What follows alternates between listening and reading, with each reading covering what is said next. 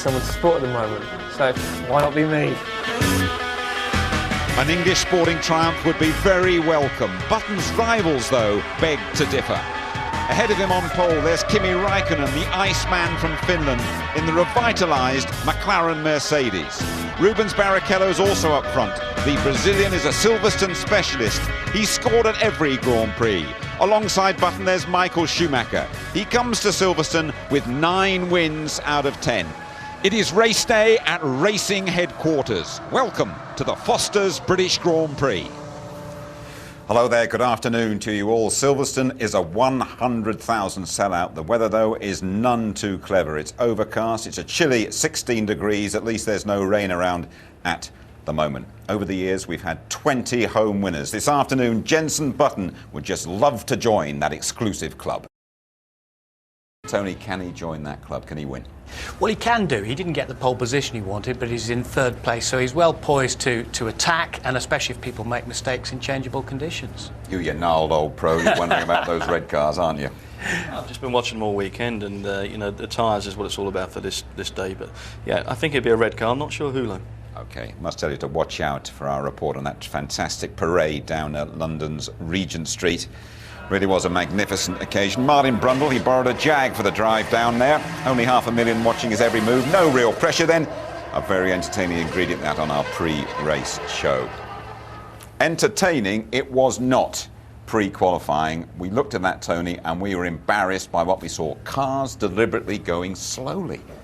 Because of the fabric of the regulations, you know, people were trying to avoid the rain and deliberately either spinning their cars, as we believe Michael Schumacher did, just turning off the traction control or turning it down a little bit so to avoid getting into trouble with the FIA, perhaps. But it was cynical to a huge degree. We were pretty ashamed of it, and we were just thinking about the fans. Just to explain, they went slowly in that session so they could run early in the qualifying session that mattered, thinking the rain would come, and it didn't, and we all cringe with embarrassment. Well, it backfired on a lot of those guys. You know, they've got a lot of people down the pit lane with weather reports coming through, spending a lot of money. But at the end of the day, people are paying good money to be here. They want to see entertainment. They want to see Formula One cars at their best. We didn't get that yesterday. A lot of people were very upset up and down the pit lane, including Toyota's Mike Gascoigne. There's a lot of people who paid to be in it. I think it's one of the best Saturday crowds that we've had at Silverstone for many years. And they have to sit and watch that. I don't really think that's what Formula One should be about. And when we talk about cost-cutting, teams being in trouble, we ought to be putting on a show, and that's not entertainment. And ultimately, if Formula One's self-interest is such that we can't be bothered to entertain the people who've paid to watch, then I don't think that's good for the long-term future of the sport. We agree with every word of that. Let's take a look at what the Ferraris did in qualifying. First of all, Michael Schumacher. He very rarely gets on pole here, does he? And he's not here this weekend. Michael has never been that strong qualifying here at Silverstone. I think that's very much the style of his driving, just doesn't quite suit the circuit. Normally he's very good on the technical aspect of the circuit, but the quicker stuff around here doesn't quite suit his behind-the-wheel inputs. But, you know, Michael's still strong. He's still in a good grid slot. He's up there in the 2nd row. The man, though, that I'm very confident about for this weekend is Rubens Barrichello. He loves it around this place here. You know, last year we saw the guy probably the best Grand Prix of his career. He's up in the front row. We know the Ferrari's going to be strong. We know the Bridgestone will be strong as well. And he's out-qualified Michael Schumacher. That is unusual. How about David Coulthard? He wants a job in the game next year, doesn't he? Gets a job. He's out there with his CV, but he needed to do better than this in qualifying. He did better in France. He was ahead of Räikkönen. He was 3rd on the grid. He finished ahead of him in the race with the new B-Spec car. But he had a problem going through Beckett's in that 1st sector, and he struggled a little bit, but he could go very well in the race. He's starting 6th. Mercedes McLaren have improved the car over the last few weeks. Räikkönen is on pole. Kimi's been spectacular all weekend long, Jim. I mean, he's just the most committed guy out on the circuit at this present point. Through the Beckett's combination of corners, unbelievable the amount of concentration and focus that he's making the car through those level of corners. You know, this guy is on top of his game. He's got something underneath him now to see where he can get the results from. Is going to be another thing. The race is going to be tough for him. Rare smile from Ron Dennis at the end there. Jenson Button was last to go. It was chilly, it was cloudy, and he's ended up on the 2nd row. Again, not what he wanted. He wanted to try and get pole position, but he knew realistically that he was struggling with the car on Friday. They made aerodynamic changes and setup changes to the car. Just look at the clouds there. And of course, aerodynamics on the car are very, very sensitive to these crosswinds which affected him as well. But huge support here for St George and a special helmet there, but Kimi was the man and he got his third pole. Absolutely. Quite a few changes to that grid. Olivier Panis in the Toyota, he's fallen foul of the stewards. Go on then, Mark, just chat us through it. McLaren are back. Kimi Raikkonen on pole position, the first time since the US Grand Prix last year. Rubens Barrichello takes the front row. Jenson Button did an incredible job to qualify third. Michael Schumacher some problems. Truly with the Renault fifth. Coulthard a little bit despondent, a second down on Kimi. Montoya with the Williams not handling to his liking. Sato eighth. Webber in the chair takes ninth. Massa had as good position with 10th on the grid. Genet a little bit disappointing with the Williams. To Massa first of the Toyotas, they're 12th. Christian Klein 13th. Pantano 14th in the Jordan. Heifeld outgunned by his teammate. Alonso engine penalties for 16th. An unhappy Panis with his time deleted by the FIA for blocking Massa's qualifying lap. The two Minardis with engine penalties, and Fisichella 20th and last because of an engine penalty as well. Well, last weekend at Manicourt in France, Ferrari opened their doors for us. This weekend, Jaguar are our featured team. We're going to join the Austrian driver Christian Klein with Ted Kravitz as he makes his way to the circuit this morning. You seem to be ultra aggressive on track. Is that your kind of racing? Yeah, I think that's my kind of racing, and I think I learned this. I raced 3 years in Formula BMW, then 1 year in Formula Renault, European Championship, last year in Formula Series. It's all really tough championships where I have to fight really hard. And it's the same in Formula One? You can still battle wheel to wheel with these guys? You have to be a bit more careful because you have so high speed, you know. It's a lot more dangerous in Formula One, but you're still able to fight with the other drivers and to fight for your position. It's quite tough here, Formula One, especially the first year where the most circuits are new for me.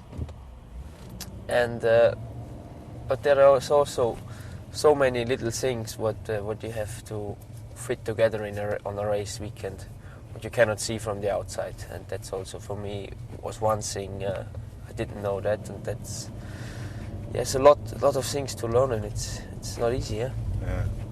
What about Mark, your teammate? He seems to be really quick. He's a very quick driver, yeah, and but also a friendly person, so it's very easy to work with him, and especially for a young driver, you can learn a lot of such a driver, and yeah, it's very nice to be his teammate, and I think he can learn a lot because he's a really quick, nice guy. Okay, well Christian, thanks very much for giving me a lift. Yeah, don't know how I would have got in otherwise. Yeah. And have a good race this afternoon. Thank you very much, yeah. The Formula One community has been shocked and saddened this weekend by the death of John Walton, sporting director at Minardi. And this morning at the Minardi garage they observed a period of silence. John Walton had a heart attack on Monday. He passed away peacefully on Friday with his family at his bedside at St Thomas's Hospital in London. He was 47. This tribute comes from Minardi team principal Paul Stoddart. This week, as by now many people have heard, Minardi has had a very difficult weekend with the tragic loss of John Walton, our sporting director. But much more than our sporting director, John was a much loved member of the Formula One community. He's got friends, and it's been so evident this weekend just how many friends he's got up and down this pit lane. John sadly suffered a heart attack last Monday evening and succumbed to it on Friday evening. He will be sadly, sadly missed, not just in Minardi, but throughout the whole Formula One community. And our best wishes and sympathy go to his family and his friends.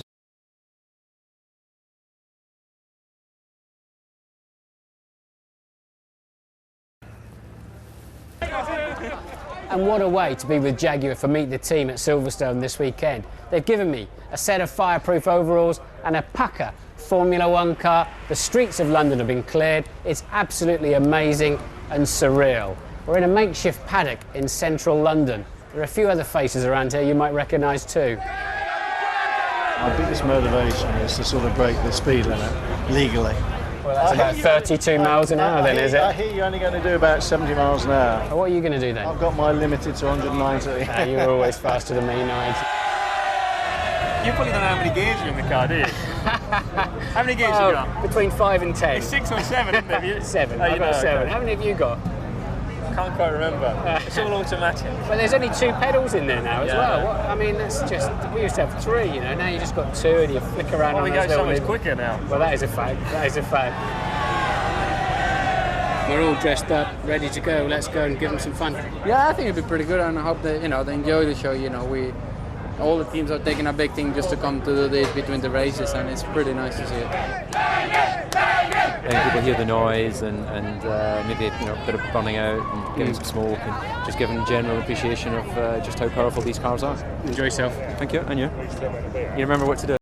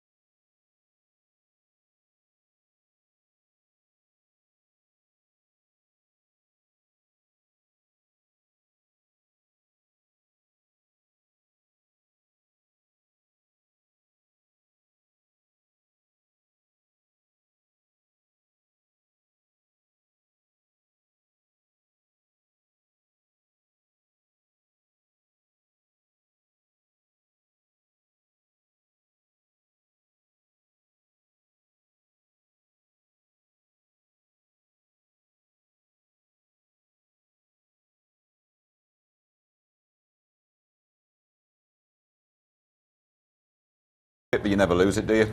You don't lose it, but I've never seen Martin's eyes as wide as that. Tell a lie, in the West End of London about 2 in the morning. Now, a London Grand Prix, what are your feelings on that? as a promotion, it's wonderful, and a shot in the arm for Formula One, so many people turning out, you know, for the popularity, but it'll never happen as a Grand Prix. There's too many logistical problems. He's done pretty well so far, has Michael Schumacher this season. So we've just seen Martin Brundle getting the old racing juices bubbling once again. He's behind the microphone for us this weekend. We're going to sit him down now with Mark Webber to discuss Mark's qualifying lap. He's going to start 9th in the Jaguar.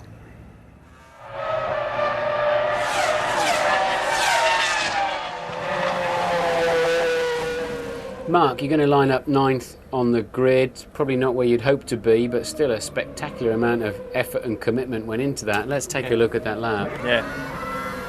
Well, starting the lap down into the first corner. Very, very, very quick first corner. You can hear the rev limiter just before I turn in, using a bit of curve on the exit. Got that right to start with. Yeah. And now the incredibly quick Maggott and Beckett's corner. Yeah, very, very quick. It's important to get the sequence right in here. The further in you go, the slower it gets, but you need a very, very good exit onto Hanger Straight here. The wind plays a big role there as well, so now just a little relax along the straight. Got the first part of the sector behind me. Looking to get into Stowe as deep as possible. Very late, wait a little bit mid-corner, then hit the power. Very, very hard. Get a good exit down the hill here. Tricky braking here, downhill, can't quite see the apex. A little bit conservative on the brakes I was, but then I made sure I got a really good exit out of club. Now you tend to go a little wider on the exit there, yeah, to free the car up, but it's a longer distance. Yeah, get the traction control released, if you like. A bit of a tailwind into turn 11 and 12 there at Abbey, which we recovered the situation. Bridge is flat and fantastic corner. Pryor again, a lot of wind from the inside. We saw a lot of people having trouble with that in practice, so managed to get through there. And you know, it's hard to finish the lap here. It's very slow speed and quite frustrating for the cars because they've had such a big start to the lap. So they're quite frustrated in there, and now just driving straight the line as quick as we can.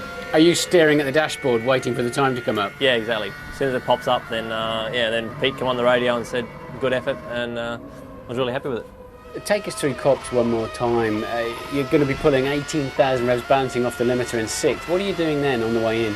Well, just a very, very light brush of the brakes. Again, it was probably the best I got it all weekend, and the turning point's absolutely crucial. Looking for a little bit of inside curve, and now hard on the power, and again letting the car run a bit wide. The grip on the exit there is very good, so but very, very good corner to get right in the Formula One car very, very quick. Abbey chicane gave you a bit of a difficult moment. Talk us through that, Mark. Well, arriving here with quite a big tailwind actually, as we found out in the end, but I knew I arrived a little bit quicker, had to brake a sniff early. Frustrating little corner to get right, but I was happy with how I got it. OK, thanks for the insight you've given us on how to drive around Silverstone. No problem. He has scored Jaguar's only points this season, and there are only 3 of them. He's never scored at Silverstone. What chance of an improvement today? I think he's got a good chance to score points today, Jim, but there's a lot of talk about Mark Webber. I think he's got vast potential, but he's still only had a 5th position in his Grand Prix career so far. I'd like to see him against a very, very strong teammate to see how he stacks up. The popular theory, Tony, is that he's on his way to BMW Williams next season. Yes, the reckoning is that they're going to announce by Hungary that he will be going there, but it's interesting that Mark is making negative noises about Jaguar's performance and saying it's not quite good enough and he expected more. First half of the season he's been really loyal to Jaguar. That suggests he's on his bike. In this business, though, you can only be loyal to one person, and that's yourself. You have to be. I mean, loyalty is not a word that's used around that paddock very often, and if Jaguar not performing for Mark, he has to jump ship and get the equipment under him to get those results. Right, let's just look back to last year's British Grand Prix. It was a really strong contender for Race of the Year. We saw a glut of overtaking and the drive of his life from Rubens Barrichello.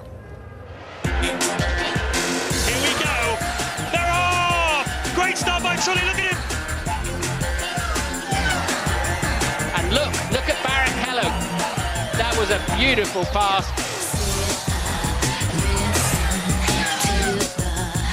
Wow, what a move!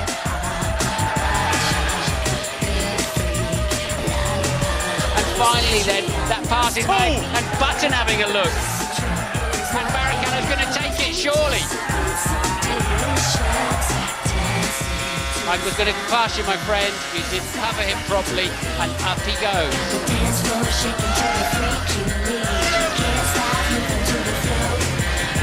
And a brave move there from Coulthard. Yes, Rubens, you are the winner of the 2003 British Grand Prix, a race we'll remember for a very, very long time.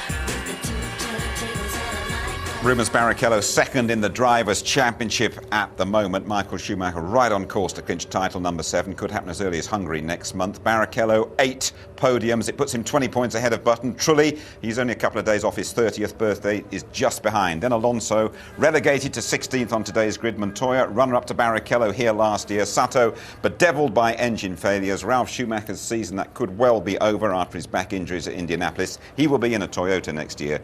Coulthard has scored in the last 3 races. Just over 25 minutes to go to the start of the British Grand Prix. That is Louise Griffith, Jensen's fiancée, getting a little peck on the cheek from Nav Sidhu at Jaguar. The majority of the weather forecasters have been 100% wrong throughout the weekend. So when spots come out of the sky, we will tell you. No rain at the moment.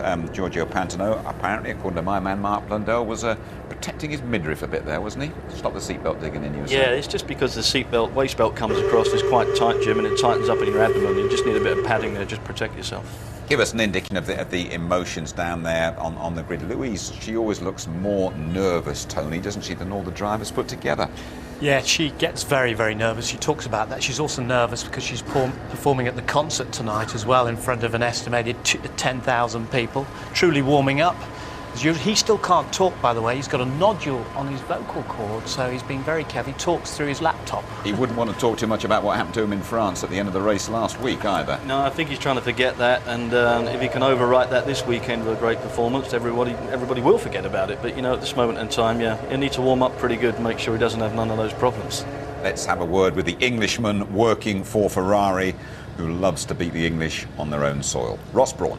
Well, indeed, Ross, are you looking forward to beating the English on their own soil? And big question, Rubens or Michael? Michael or Rubens? Well, either. We don't mind which. It has a special flavour about it, trying to beat a lot of the teams I've worked with in the past. So there is a bit of extra needle, a bit of extra spice at British Grand Prix. I say not many of our team feel it, but I do. So there's a bit of an edge to this weekend. Just briefly, what's going to govern strategy? Tyre degradation? It's quite a green track, isn't it? Yes, and probably the rain last night worked in our favour, because as the track rubbers in, it moves more towards a Michelin tyre. So I think particularly at the beginning of a race, the Michelins may suffer a lot of degradation. We're going to try and not be held up by them, either by changing our strategy or overtaking. I think if they suffer a lot of degradation, we'll see some overtaking this afternoon, which would be good. Thanks very much, Ross. Let's go down on the grid. In the heart of it all is Martin. Yeah, absolutely, we are here. What a beautiful position to be standing. Just behind Kimi Raikkonen's car in pole position. Rubens Barrichello in second in the glorious Ferrari. Jensen Button here in third place. Got a great view heading towards the first corner. A sellout crowd. What more could you want? Let's see if we can have a sound bite from one or two of these drivers. And Rubens is talking there to French TV. Kimi, interestingly, already in the car, doesn't want to talk to anybody, not because he's nervous, I think he just wants to focus on what he's doing. And I'll come back to Rubens momentarily. Let's see if we can find Jensen Button. We need to have a word from him. The grid is absolutely full of politicians, but I don't think you've turned on to see them today. They're all profiling, pretending they're free. Haven't seen them do too much for the British Grand Prix yet. Let's see if they can prove us wrong. Jensen, well, what do you think? A lot of pressure on you today. Thank you for that, Martin. Good, I thought you'd be... that's all right, you're just joining ours, yeah, okay. Yeah, well, you've been handling it really well all weekend. It's been... the team have done a good job of keeping it quite relaxed for me, so I can just get on with my job, and it's been fine. There has been... obviously, there's a big crowd here, which is fantastic, and hopefully we can put on a good show for them. Oh, he had supreme pressure yesterday. Had to wait right until the end of qualifying, all the expectation, and he drove beautifully. You can't be too unhappy with that. You seem to cope with it. No, I was happy with yesterday's performance. You know, we're in a good place today for the race, so I'm looking forward to it. Did I hear you had to change some aero parts on your car because the car was not too good in the wind yesterday? We have changed parts over the last 2 days, but it's a lot better now. You know, I'm happy with the car, and the wind's a little bit less than it was yesterday. So. All right, so that's not going to hamper you too much. It won't be a problem. Good luck. Right, I don't know if Rubens was anywhere near. And anyway, we've spoken to Stirl today. We won't bother him. Let's just see, because I think Rubens Barrichello has got the best chance. We're going to have to step over this Ferrari gear, which they are not going to be happy bunnies about. But can he make it? Rubens, well, you were brilliant here last year, maybe the race of your life. You've been quicker than Michael all weekend. Tell us what's going to happen. Well, to be honest with you, I thought pole position was on the cards. I wasn't expecting Kimi to go faster, but now we have to see what's the balance behind him, see if I can overtake on the start, something like this. I have the pace to go really fast, so hopefully I can have a free track. All right, well, you know, there's a lot of English fans, British fans watching here, so don't give Jensen a hard time, will you, when he's coming through? Sir, I would love to be on the podium with him. Would you let me go first, please? Okay, good luck. We better go around the front, I think, rather than try to step over. There's some people down the grid that I want to talk to. I was hoping to get hold of Bernie as well. The place is so full of people. It's incredible. You can't see the wood for the trees as usual, as I seem to have to say every time. Can you... we're still going. Let's stop by on our way down. There's somebody I particularly want to talk to down the back who I've known since you was a baby. And where's DC? Is DC on the grid? DC is on the grid because he's in the car. All right. Give him a thumbs up there. And Bernie apparently is down here somewhere, so we'll wander down and we'll try and find the little lady I'm looking for in particular. And Montoya getting ready to get in the car. Sato, a quick word with him. Takuma, have you got more fuel than the others? Is this why you're back down the grid? Well, I can't tell you, but I'm very confident with my strategy today. Yeah, there's nothing we can do now to change it, so we can't spoil it for you, but you're comfortable, you've got what you need. Yeah, I am comfortable, obviously. The weather, nobody knows, but it's going to be a good one. Anyway. Good luck. The weather, interesting point. 20% chance, apparently. 20% chance of sprinkly rain, which always makes the race so interesting. And here's Bernie and Slavica. Bernie, how are you? Hi, Slavica. So Silverstone's looking good? Yeah, look good. The sun's good, everything's super. Yeah. Okay, and do you think we'll be here next year? You know we'll be here now. All you've got to find is somebody with the money. So why don't you put some of your money and we'll do it together? I couldn't afford to lose that amount of money. I'm a very poor man compared to you, but all right, well, it's good to see you. Slavica, I think you're not very happy with my grid walks. You want to give me a bit of a slapping? No, I just love you. We admire you, darling. Without you, Formula One, I don't know where I will be. I know you missed it. You told me they were really boring. Okay, have I got any time left? I've got 20 seconds left to talk to this young lady. We're going to have to jog down here. The grid girls are all beautiful, and this one is Mickey Jordan, Eddie Jordan's daughter. Luckily, she got her mother's looks, of course. Mickey, how did you get this job, other than being, of course, your dad around? But did you apply for it or what? I didn't, Martin, no. All right, so you got to leave it in. Okay, is it cold here? I mean, at least the sun's come out. When the sun's out, it's actually okay. All right, you're doing a brilliant job. Good to see you again, and back to you, Jim. Well done, Martin. Jensen Button so laid back. Rubens saying, let me go first on the podium. Sato saying he is comfy. And you heard it here from Bernie Ecclestone. Silverstone looks super. A McLaren on pole with Raikkonen. McLaren, the best of British 12 times. So of Ferrari. Barrichello on the front row. Schumy's behind him. Expect Trulli's Renault to be the fastest starter. What about Jensen Button's BAR? His balmy army is gathered around a sold-out Silverstone. It is the British Grand Prix racing your way.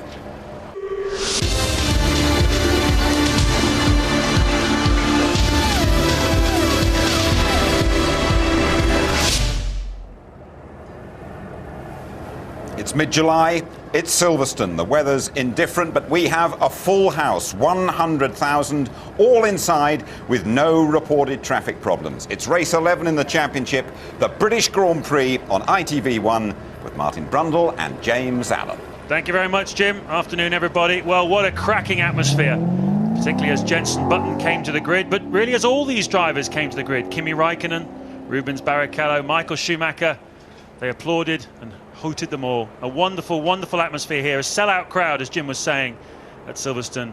And typically autumnal July weather and one of the best racing tracks in the world. There's a man with a lot of national expectation on his shoulders. Had British Hearts Racing yesterday when he set a great lap to snatch third place on the grid.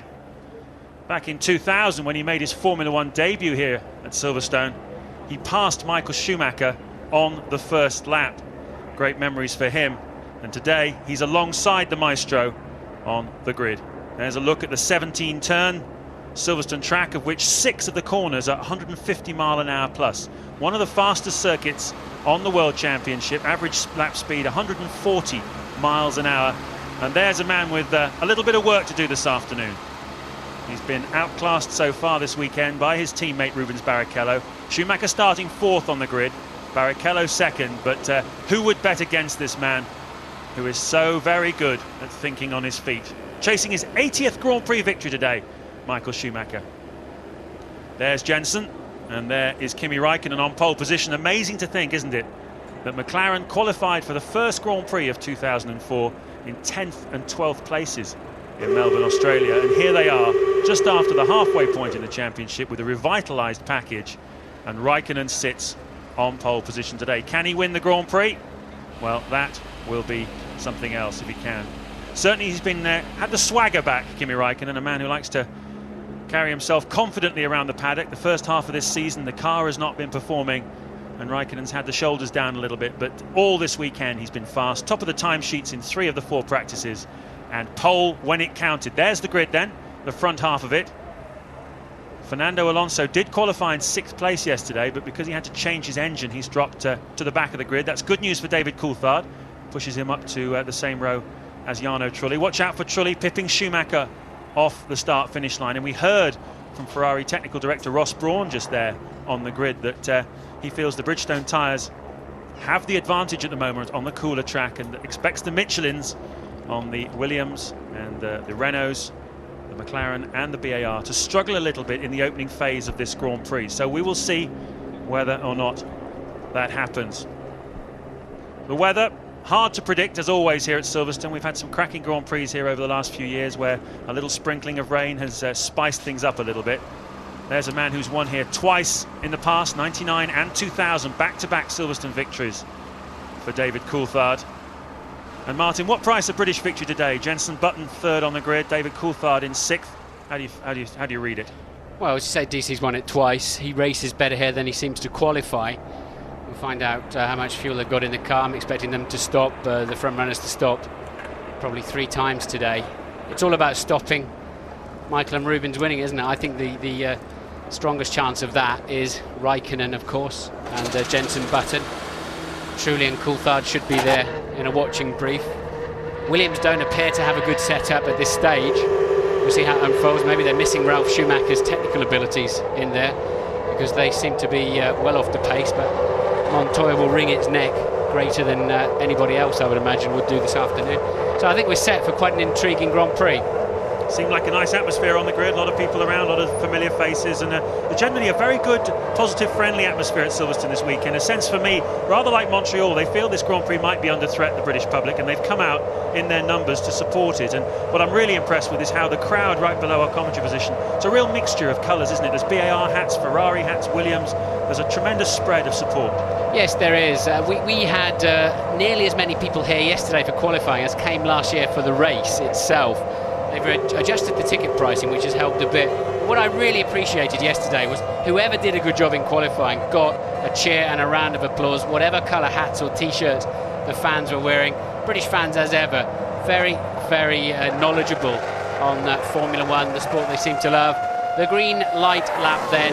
This is, they're still, of course, using up their valuable fuel as they go around on this, so they want to save as much as they can, but get brake temperature, tyre temperature, prepare themselves for the Grand Prix. Once again, critically, it's a Michelin runner on pole, so Raikkonen should be pretty steady going around here to give himself a better chance of ensuring Barrichello should not be up alongside him going into the first corner. And I know that they're on the tail then of the Minardi. That's John Boy Walton, who sadly died 2 days ago, the technical director of the Minardi team. Everybody very cut up in the paddock, very, very cut up. Yes, indeed. Yes, he wanted the Minardi team, would have wanted the Minardi team to race this weekend. That was what his family and friends believed, and being a true racer, you'd have to go along with that. He was one of the great racers, John Walton. So off they go on the formation lap. As always, the mechanics pulling all the heavy equipment back into the pit lane. Just to bring you up to speed for those of you who don't follow Formula One regularly, they qualified yesterday with fuel in the car with which they start the Grand Prix. So when Martin said they're expecting the first cars to come in perhaps around lap 9 or 10, those are people who've decided to run light in qualifying to get a good grid slot, but they'll pay a small penalty for that, possibly a big one, time will tell, when the first round of pit stops come through. So it's not like the old days where you qualify with no fuel in the car or hardly any. In current Formula One, you carry some, and it's up to you how much you carry. So it could be quite a big difference between the fuel loads in some of these cars. Jenson Button, Martin's certainly been putting it about last night and again this morning. He believes he's got quite a bit more fuel in his car than the two in front of him, Raikkonen and Barrichello. If you're going to say that kind of thing, you kind of need to back it up. You can't magic up fuel from nowhere. You've got to make a later pit stop, really. So that'll be very intriguing to say, but you'd have to say that the BAR so far not really had the pace of the Ferrari. Can Jenson find the extra crowd power to push him along here this afternoon? Yes, what I asked Jenson about on the line was I heard this morning that they had to change some of their latest aerodynamic pieces because they were unstable in the high wind conditions that we're having, causing them some difficulty, some inconsistency. So hopefully that will not slow him down too much. But it's a little bit like I'll knock you out in the third round, isn't it? It's all the talk before the bout starts, and we'll find out soon enough who is all the smoky mirrors and counter misinformation that's been going on in the paddock. And other people say, okay, right, I'm going to absolutely tell you what we're doing because there's no point in lying to you, but then you find out 2 hours later that they had a completely different fuel level in their car. Charlie Whiting, race director. The race director, the man who decides to send out safety cars, who pushes the start buttons, the man who runs Grand Prix racing in the truest sense of the word. I love this moment before a Grand Prix. The expectation builds. I started, I think, 10 or 11 of these, and the right-hand side of the grid does have good grip here, no doubt about it. Although it's not the racing line, it's traditionally not as difficult as some race circuits. Britain's biggest day of motorsport starts any time now. Turn up the sound and enjoy. 20 Formula One cars. Go! Great start by Raikkonen. Look at Schumacher as well, trying to block Trulli. That was smart by Michael Schumacher. He cut Trulli out. Buttons takes up his third place. But crucially for Michael Schumacher, Trulli didn't get him. And look at the Williams going wide there. Yes, it's Grass Creek in there, got away with it. Must have been Montoya. Fabulous start then from Raikkonen with a comfortable lead. And this is the moment where the Michelins have more grip until the Bridgestones that the Ferraris on are up to speed. Can Button do anything about Barrichello heading down to Stowe? Be one of his best chances. He's a bit too far behind. Look at Sato diving down the inside of Montoya into Stowe corner. That's a battle for 7th place. And Sato, as we know, is a very racy customer. Has he made it stick? Yes, he has. There you can see Montoya's having a go back at him, though. Wow, they're side by side. Now Sato's got the lead again of the two of them. Raikkonen leads, Barrichello second, Button is third, Michael Schumacher fourth, Trulli fifth, sixth is Coulthard, seventh is Sato, and eighth is Juan Montoya. Great opening lap. Yeah, some brilliant driving, and Montoya still ready to have a go at Sato. He got a great start, Montoya, ended up trying to go around the outside of Coulthard, lost out, and Sato got a clean run at him. Raikkonen, Barrichello, Button, Michael Schumacher, Trulli, Coulthard, Montoya seventh then. It's showing on the computer here, that must surely be wrong. And Webber, Massa 10th at the moment. Over the line then, Raikkonen with an enormous lead. What a terrific opening lap by Kimi Raikkonen as he flashes across the start-finish line. That was the kind of thing you're used to seeing from Michael Schumacher, and now the two Ferraris, you can see Barrichello being dropped at the moment by Raikkonen, but we expect him to pick the pace up. Button is in front of Michael Schumacher, so as we predicted, Schumacher having some work to do here this afternoon, but one or two little paddock rumours that Schumacher's got 2 or 3 laps more fuel in his car than Rubens Barrichello. So we'll wait to see if that pans out the way as predicted, and it looks like Sato is holding off Montoya at the back there. Montoya unable to attack behind, and here's Alonso cutting his way through the field. He's in 14th place at the moment. Started well down because of an engine change, and clearly he's not in a position on the track that matches the speed of his car, so we'll watch him coming through the pack. 14th at the moment, as you say, James. Raikkonen's lead was 3.5 seconds at the end of lap 1. Let's see if the Ferraris can stabilise that now, and crucially Jenson Button really also able to keep a distance between himself and 4th place man Michael Schumacher. The race then has settled down into a little bit of a pattern now, and Raikkonen all over the show in left field, desperately trying to hang on to the back of the car. He's pushing for all he's worth. He certainly is. He sets very fast 2 sectors. He's really, really leaning on this McLaren. It's been a long, long time for Kimi Raikkonen since he's had a sniff of victory. But give a really good Grand Prix driver a sniff and he'll rise to the occasion. 4.3 seconds, and Michael went across the cut-off truly straight away, and it worked very well for him. And look how bad the Ferraris were on the left-hand side of the front, but they managed to muscle their way through there. Jenson Button very close to collecting Michael Schumacher for 3rd and 4th, and back down the field, some skillful driving, no contact. And look, it looks like Sato went wide on the exit of Beckett's, and Montoya has taken him through Chapel Curve, down then into Stowe. Montoya seizes the place back. That's 7th from Sato. I would imagine it'll be Sato getting it wrong in Beckett's corner and then losing momentum on the exit. 2 of the most aggressive and racy drivers in Formula 1 going at it hammer and tongs on a track on which you can overtake. All of the support races this weekend, Martin, we've seen loads and loads of overtaking, which we don't often see in the Formula 1 tracks that we go to, just underlining what a cracking racing circuit Silverstone is. Remember last year, Barrichello passing cars left, right and centre, and we're seeing it again here this afternoon. Raikkonen leading then at the end of lap 3. He was 4.5 seconds clear of Barrichello. Here's Sato going wide. Yeah, it was on the, as I suspected, it was then on the exit. He's so lucky there's now tarmac down there instead of gravel, otherwise it would have ripped his car to pieces. And Sato then out of shape in the final tighter part of Beckett's, giving Montoya an easy pass. The lead, 4.2 seconds. Barrichello on lap 3 matches Kimi Raikkonen. The Ferrari tyres up to temperature. Now we're going to see where they really are at this afternoon, James.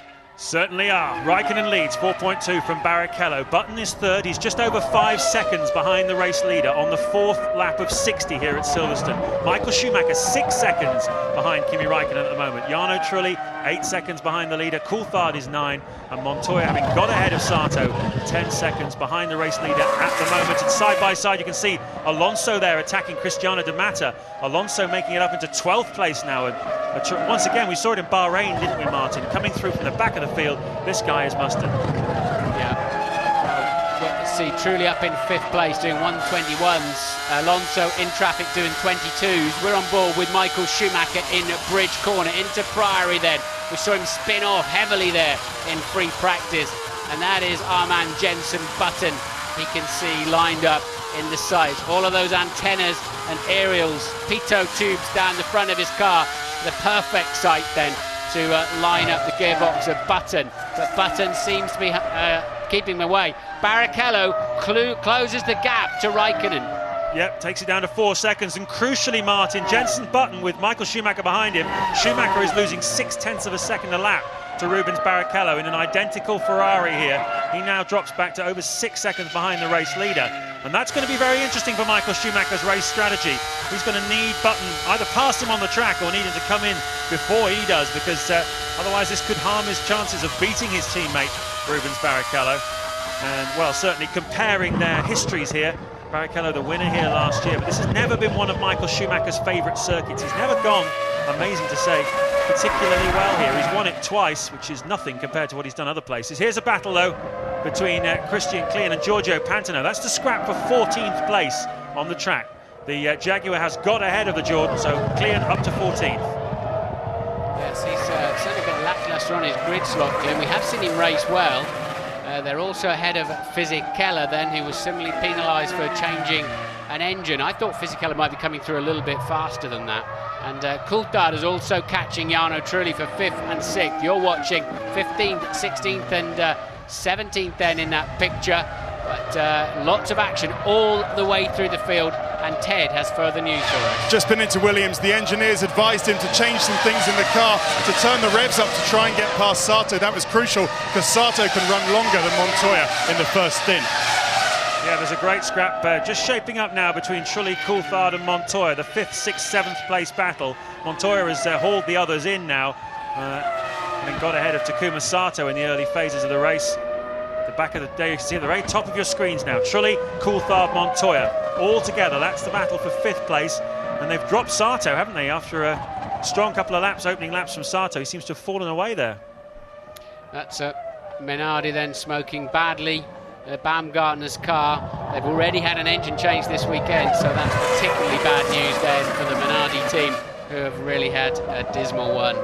Really has been a sad and difficult weekend for them due to their sporting director. We talked about John Boy Walton losing his life earlier this week, so let's hope they're not going to have a difficult afternoon too, but the signs are not good. On board with Schumacher in the complex. 90 miles an hour there, 56 on the apex of this corner into Woodcote Corner.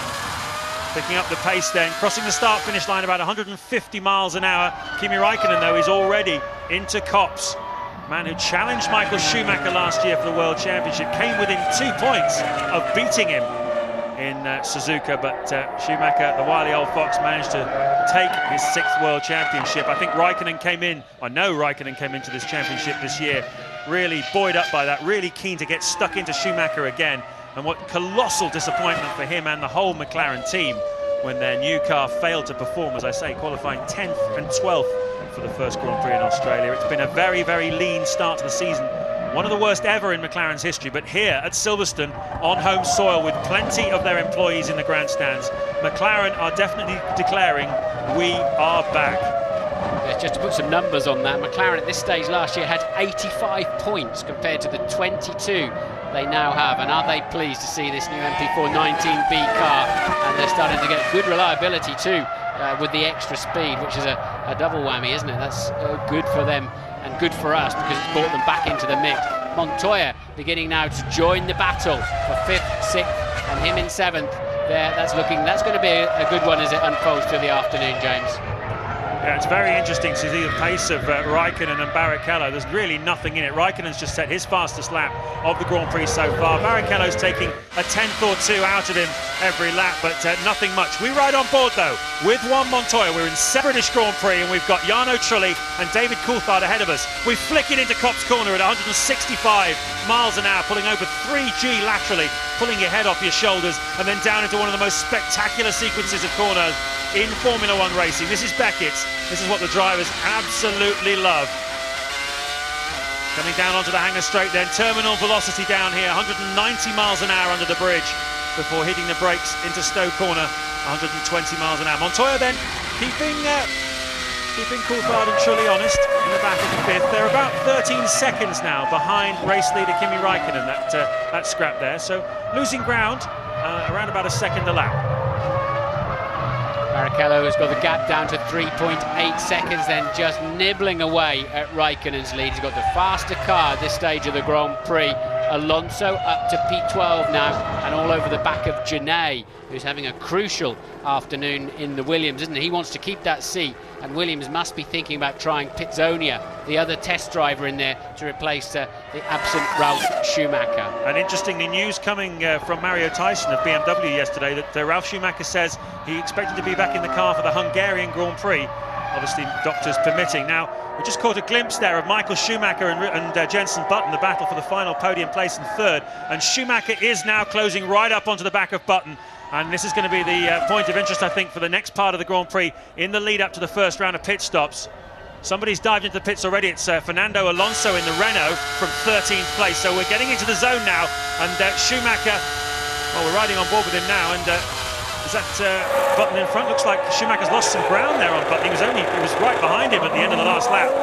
If that is the case, that's very interesting. So there goes Alonso back out onto the track, the first man to pit this afternoon. And how strange is that? He knew he'd got a 10th place drop on the grid with an engine change, so why didn't they just fuel him up and lose a couple more? That's really strange tactics there from Renault with Fernando Alonso. And you're right, Schumacher has made a slip somewhere and has dropped back from Jenson Button. Raikkonen leads by 3.5. Button, you can see in the foreground, 2.8 behind him. Michael Schumacher 4th. Which Ferrari is it we're expecting in the pit lane? Here comes Raikkonen past our competitor. It's Rubens Barrichello. Barrichello pits then. That's great news for Raikkonen and Button. They're carrying more fuel. Absolutely. This is going to be an important stop for Barrichello. How much fuel does he put in? This will tell us a little bit about his plan for the afternoon.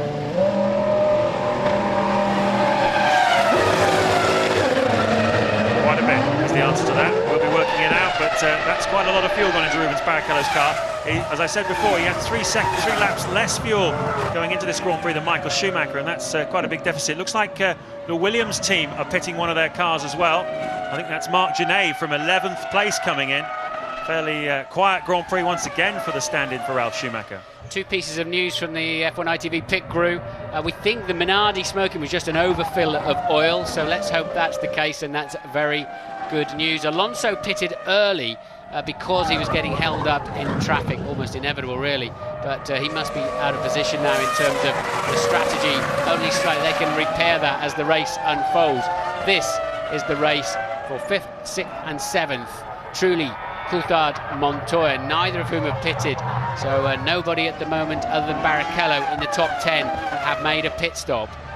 Yeah, Barrichello put about 55 kilos of fuel into the car in that stop. That'll take him around about 17 or 18 laps. Is this for Coulthard or Kimi Raikkonen? We're hearing from the pit crew.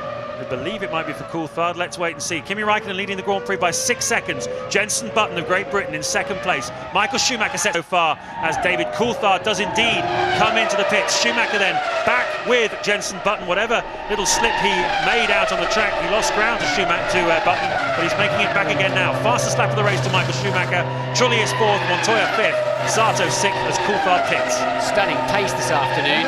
Already over a second a lap faster than last year's fastest lap time.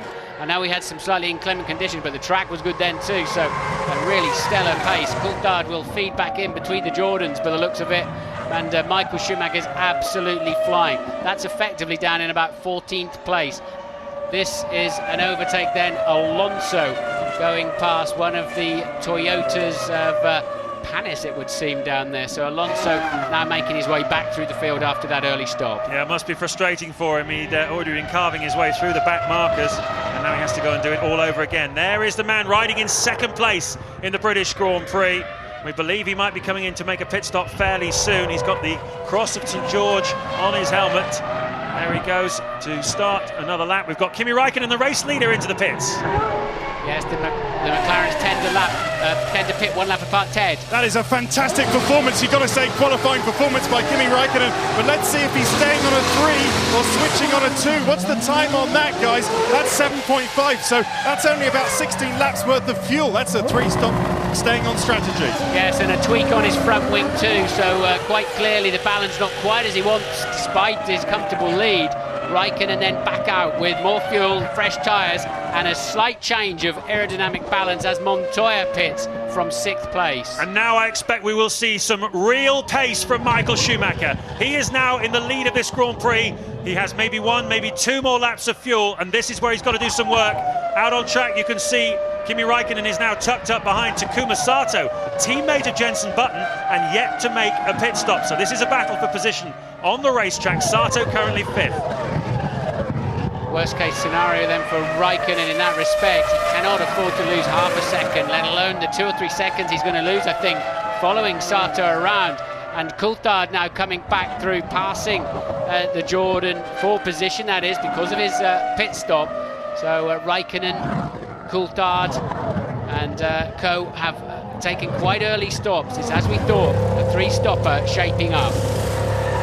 Maria Bruni pits for the Minardi team. They've taken all the sponsors off that car, it looks like, here today. And you can see 9 seconds flat. And as I predicted, Michael Schumacher turns the wick up, 19.223. Fastest lap of the Grand Prix so far. This is where he's got to start doing his work, because he did lose ground at the start of the Grand Prix, didn't he? Behind the front 3, I should say, of Raikkonen, Button and Rubens Barrichello. And here you can see Sato holding Raikkonen up, it would seem, at the moment. Raikkonen has a very, very good fast car under him today, and he needs to get on with it here, particularly as Schumacher is getting on with it. Yeah, that's hurting him through those high-speed turns, and Raikkonen has to clear Sato. They're out there doing sort of 121s, late 120s. It's costing Raikkonen dearly, and now he's trying to have a go down the outside. There'll be no space there when he gets to Copse. It's a replay of the previous lap, and Raikkonen desperately trying to clear Sato. Jenson Button then remains, it seems, ahead of Michael Schumacher. There's Schumacher coming out of Woodcote Corner to complete yet another lap. He did go long, didn't he, on the fuel?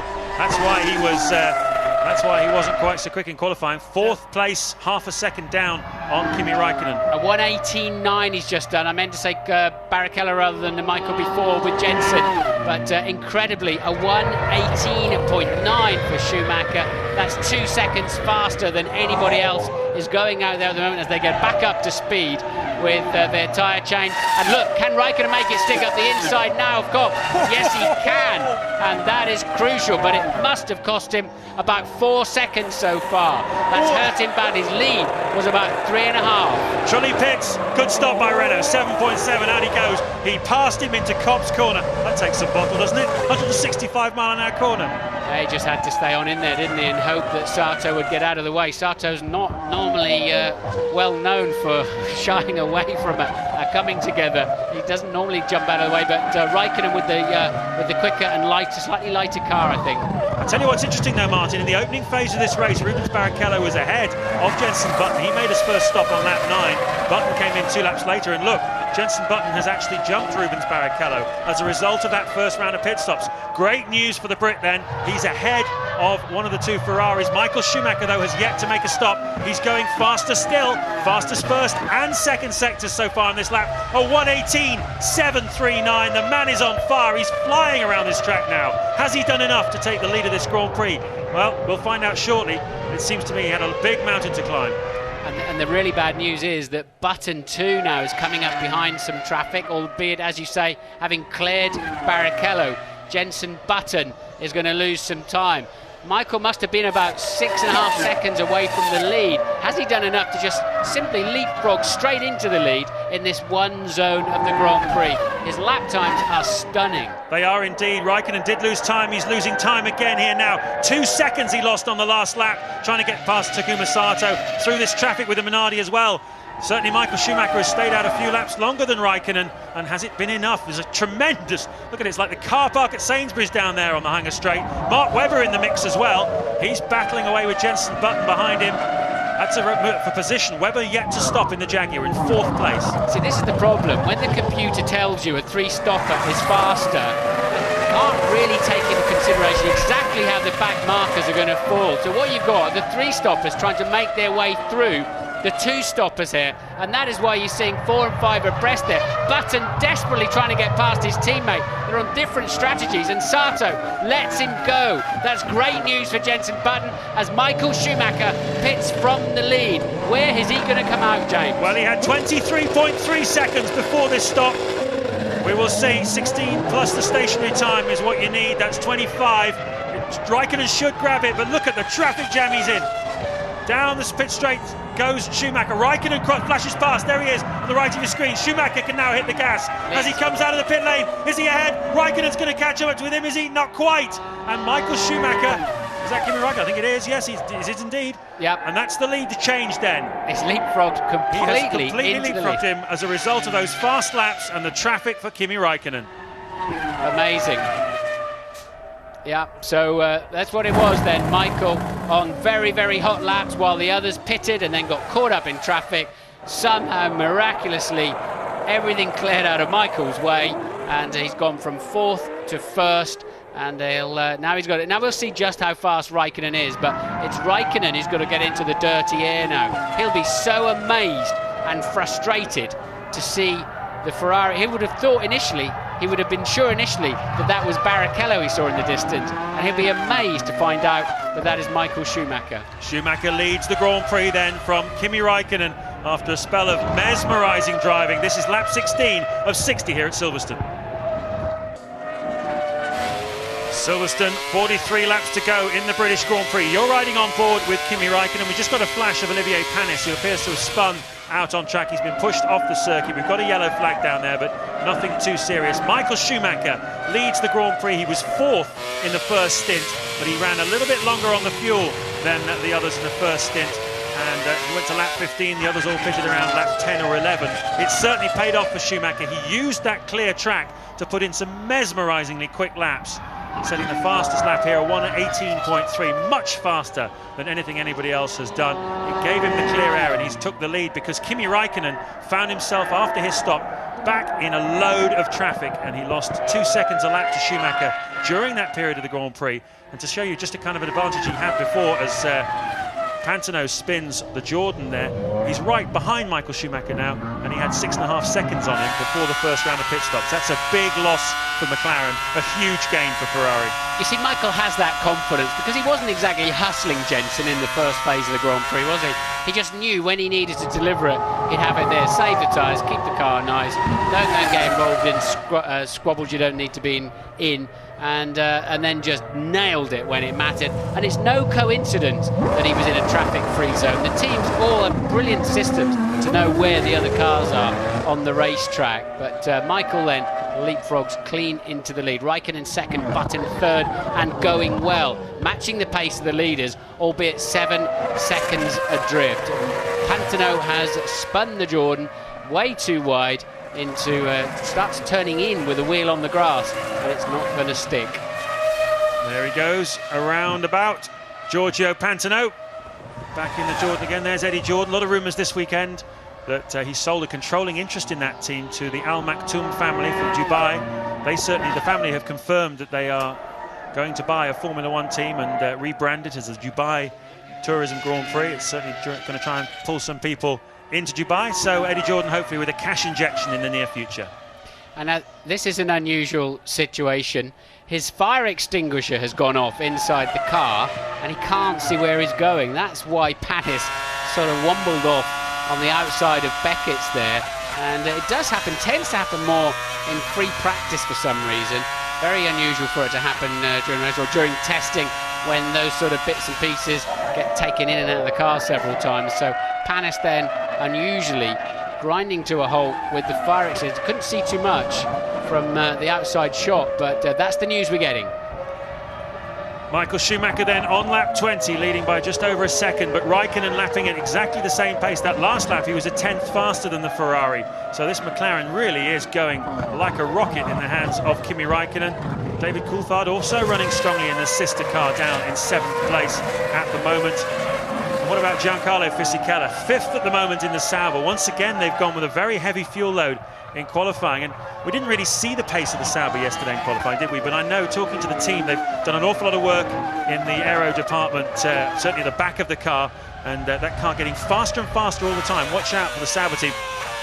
Well, David Pitchforth, managing director of Jaguar Racing, joins us on the pit wall. We're meeting the team with Jaguar this weekend, and we're having a nice shot at the moment there. Alonso looking at the back of your man Mark Webber. How's it going? Yeah, it's going okay for us this weekend actually. Mark's sticking to the plan. Obviously Alonso is a bit faster than us, and we're holding him up, but that's the way we like it. What about Clean? Has he got any problems down there in 15th, Dave? No, Clean's doing okay as well. He lost a couple of spots at the start, which was frustrating, but you know, he's got to stick to his plan as well. We need to do something to get him around the Toyota. What's your latest forecast for our wonderful British weather? No, it's dry. Dry for the rest of the day. Yep. Looks like you might be about to lose a place here, David, as you talk to us here on F1 ITV, but your man Mark Webber, very aggressive as always. He's mixing it nicely with the Renaults, isn't he? He needs to keep that car nice and wide so we don't get keep him behind us. Well, listen, thanks for joining us. Hopefully we'll speak to you a little bit later on in the race. Alonso gets a little bit mixed up with the Minardi there, has to go around the outside, and that's a little breathing space for Mark Webber. Yeah, it'll yo-yo around because, as Dave Pitchforth said, that the Renault is faster at this stage. Alonso out of position with a 10 grid slot penalty for an engine change during the weekend, and also then having to make an early stop, stuck in traffic. And now we're on board with Mark Webber, looking back at Alonso, looking at him, watching us and all of that sort of thing.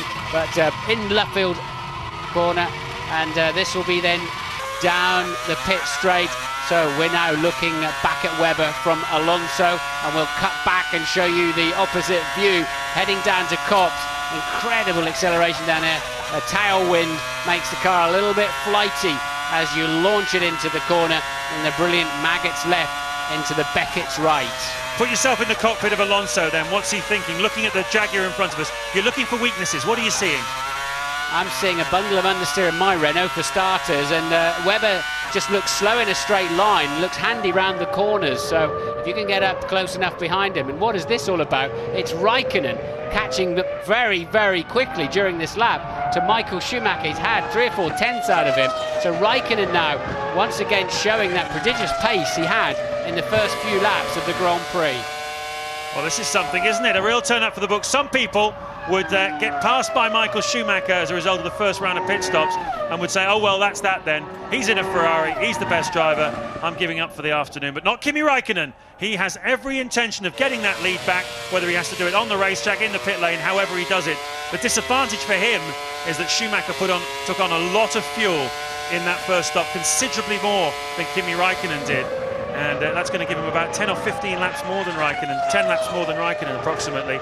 And that is really against Kimi's chances of doing anything to Schumacher this afternoon. A bit of history between these two drivers. They're both managed by Flavio Briatore, one driving Flavio's own cars in the Renault team, and of course Mark Webber is one of his managed drivers in the Jaguar car. They're all moving around at the moment for next season, and a bit of bad blood between them too when they've tripped over each other in races earlier this season.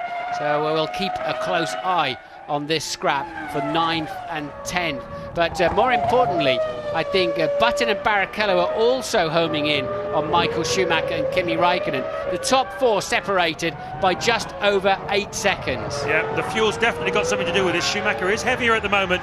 Raikkonen, Button and Barrichello are closing up to him. Can they pass him? Ted, what you got for us? Just a quick line on Jordan. Giorgio Pantano's having more trouble. He's flat spotted his tyres now, and the tyres, the handling's gone away completely. Terrible vibrations in that car. Giancarlo Fisichella is also making his pit stop. There's a man with a lot to smile about at the moment, Ron Dennis. He took it on the chin at the beginning of the season when McLaren were underperforming. He put his hands up and said, we're not good enough, we have got to get better. And get better they most certainly have in the biggest possible way here at Silverstone. Giancarlo Fisichella finally makes a pit stop on lap 24, drops the clutch, puts plenty of fuel into it. That will drop him back to around about 9th place, so a good gain there for Fisichella for running so long in his Grand Prix. Look at this battle for the lead though. Got a bit of a carbon copy, haven't we, of qualifying, where the Ferrari was much quicker down to Stowe Corner, and then the McLaren and other cars quicker on the infield, and the final run through the lap, and Raikkonen really closing him down. They're pretty much matching lap time for lap time, but Button and Barrichello are a second a lap faster.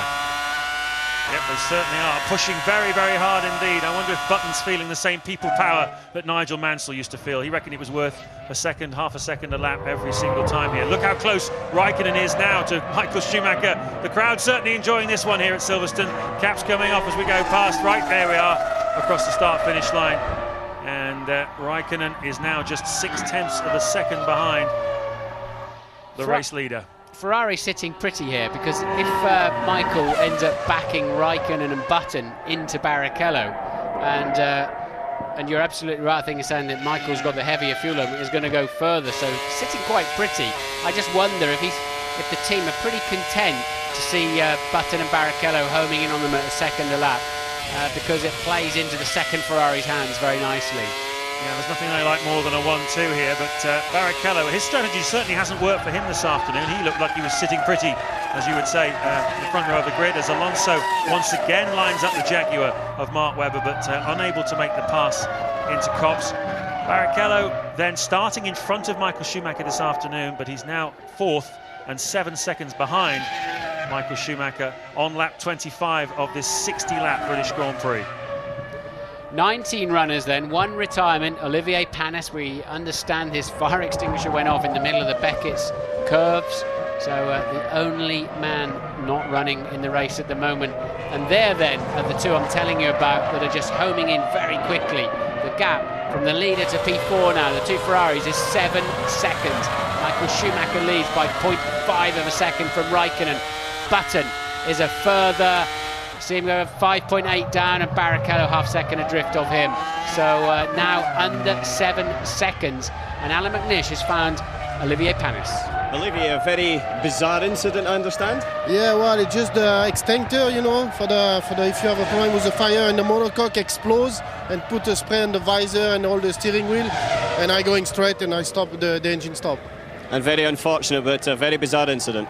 Yes, and very difficult weekend for us and for myself, but now thinking on next one. Okay, then rejoining. This is the Schumacher-Raikkonen battle. And we have somebody pitting. Who is pitting? It is Genet then. Genet and Alonso pitting. They were line astern on the racetrack in 11th and 12th, just a second adrift. So it's a straight fight between the mechanics. Genet away very quickly. Yeah, good stop there. And interestingly, Giancarlo Fisichella rejoining after that very late first stop for him, broke up that Webber-Alonso battle. So once again, Alonso struggling with the traffic here this afternoon at Silverstone, and the team getting him into the pits in order to avoid any more problems with traffic. We're being told by race control that Gianmaria Bruni, we saw him making his pit stop a few minutes ago, had a drive-through penalty, so ignoring blue flags. So at the moment, on lap 27, Michael Schumacher leading by just 0.4 of a second from Raikkonen. Button's third, and Barrichello is fourth, closing on the leader. Lap 29 of the British Grand Prix at Silverstone. Kimi Raikkonen pits from second place. So too does Rubens Barrichello. Who's going to get out first? They were getting very, very close together. Looks like Raikkonen's away first. And they put almost identical amount of fuel into the car. But you can see what Martin was talking about before, about how Ferrari were trying to back the cars, to back Raikkonen into Barrichello. And after this second stop, they'll have to stop again here this afternoon. And I think that what Ferrari have in mind is that Raikkonen... Look, this is for position, James. Sorry to interrupt you, but that's for position. Barrichello ahead of Jenson Button. So that he remains in third place. I wondered if Jenson he's made his second stop, hoped he could do something about Barrichello. It didn't work out. No, it didn't work out. So he loses a position that he gained first round of stops. But as I was saying, I think Ferrari are hoping that Barrichello will get Raikkonen next time around if he doesn't get him on the racetrack first. So Kimi Raikkonen under serious pressure here from Ferrari. As on the racetrack, Alonso lines up Cristiano de Mata in a battle for 12th. We've seen a lot of Alonso this afternoon. That's what happens when you get a fast car out of position down the back of the field. Well, what's odd is he keeps passing people, yet it seems to drop down the order somehow after that early stop. Alonso, really lots of action, but no sign of any points, as Raikkonen getting a little bit wider than he would want to have been there. He's done the fastest middle sector of anybody in the Grand Prix so far. He knows he's got to try and do something about Michael Schumacher. Schumacher then staying out at the moment on his longer fuel stop. We've got Montoya pitting from what is now fourth place. He passed Coulthard and Trulli in the last round of pit stops, and Ted is down there. Well, the stop is going well so far. Now David Coulthard needs to pit. It's a decent stop for Montoya. Coulthard's going to make quite a lot of time. I'm not sure he can do it because McLaren are ready with his tyres, probably in the next couple of laps. Yeah, Coulthard was about 6 seconds adrift, and you're watching there Raikkonen, and look at that. That's David Coulthard then, who's not yet pitted, and Barrichello behind him on fresh tyres. So that is, I wonder if Coulthard will come into play for Kimi Raikkonen, his teammate. We're definitely seeing a little bit of team riding this afternoon. No love lost between the McLaren and Ferrari teams, certainly not between the people that run them. Ron Dennis and Jean Todt virtually spitting at each other every time they sit in the same room. There is Ron Dennis up on the pit wall. Is he using Coulthard here to just back Barrichello a little bit, because Barrichello certainly is putting Raikkonen's second place at risk here at Silverstone.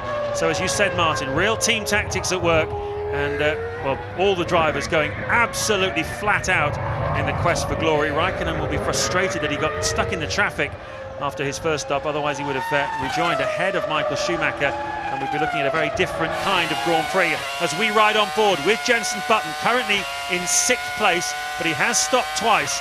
Some of the cars in front of him have not.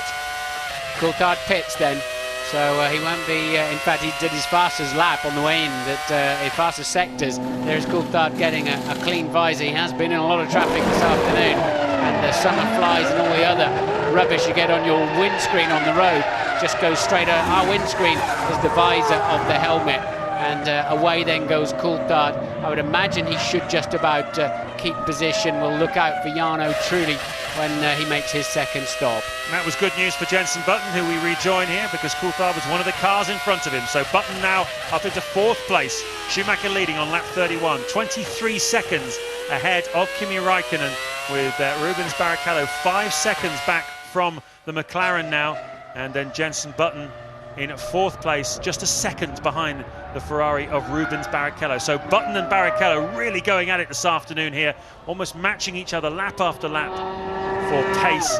And plenty of things to be contested here still in this Grand Prix. At the moment, if Michael Schumacher was to pit right now, he would rejoin behind Kimi Raikkonen. So he's still got some work to do to eke out that advantage.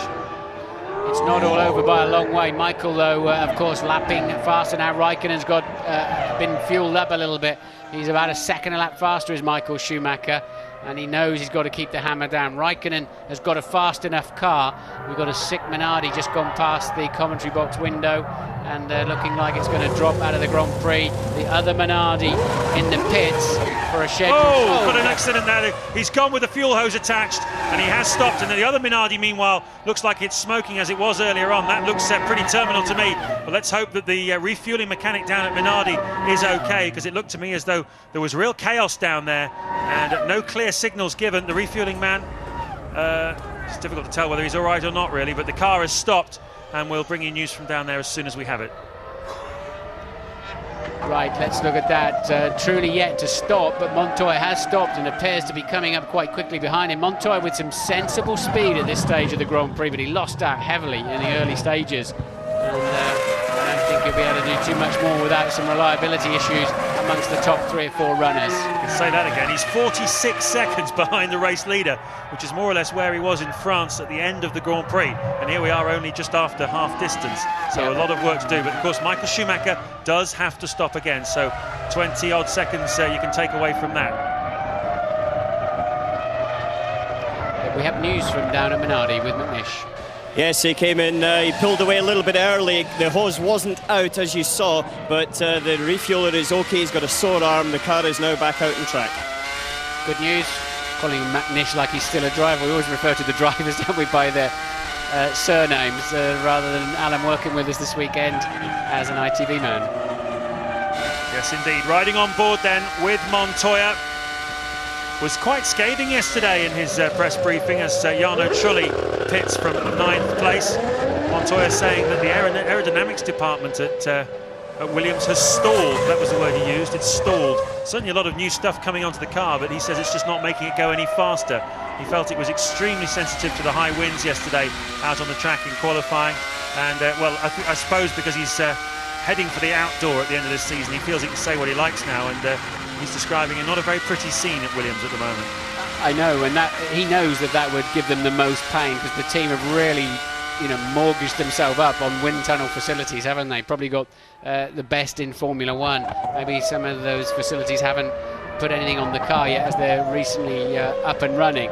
But Montoya knows that would go straight into the soft underbelly, that comment. Certainly would. Sam Michael, who took over very recently, the young Australian, as technical director, well, he'll be working very hard to rectify the situation, as David Coulthard, twice a winner here at Silverstone, runs a little bit wide, picks up a bit of mud on his tyres. It's the equivalent of soccer's chalk on your boots, I suppose. He's got Sato. He's made his second stop down in 10th place. Coulthard with Sato chasing him, and Alonso doing nothing really about D'Amata. He's down now in 13th place. Young Fernando Alonso having a Grand Prix weekend to forget.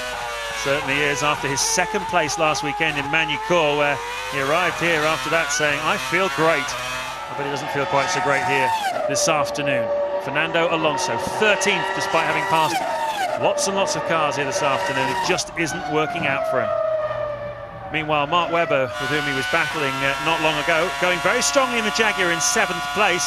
So another good weekend for Jaguar off the back of their French Grand Prix, where they were very, very competitive, finishing within half a minute of the race winner, which is good by their standards, but didn't yield them a point. Can Webber get some points here this afternoon? Look at Fisichella up there in 5th place, James, on a 2-stopper, doing 1:20.5, a great lap time.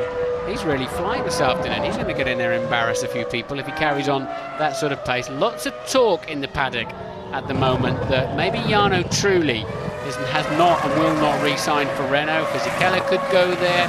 Obviously, we think Webber's going to Williams, and maybe there's a little upset, an unexpected bit of manoeuvring going on in the paddock for the 2005 season. That'll surprise a few people. Yes, you might be right. Certainly the comments of the Renault team after Trulli's mistake on the final lap at Magny-Cours, they said we don't tolerate mistakes very well here at Renault. Jarno took it on the chin, said it was the worst mistake in 22 years of racing, but it didn't go down well at Renault. They were looking for 2 men on the podium. They didn't get it on the day because Trulli fell asleep in the last corner and was pipped by Rubens Barrichello, and maybe that's just unsettled things a little bit. Certainly Toyota is a possible destination for Jarno Trulli, we're being told. And you're right, could change the driver market quite a little bit.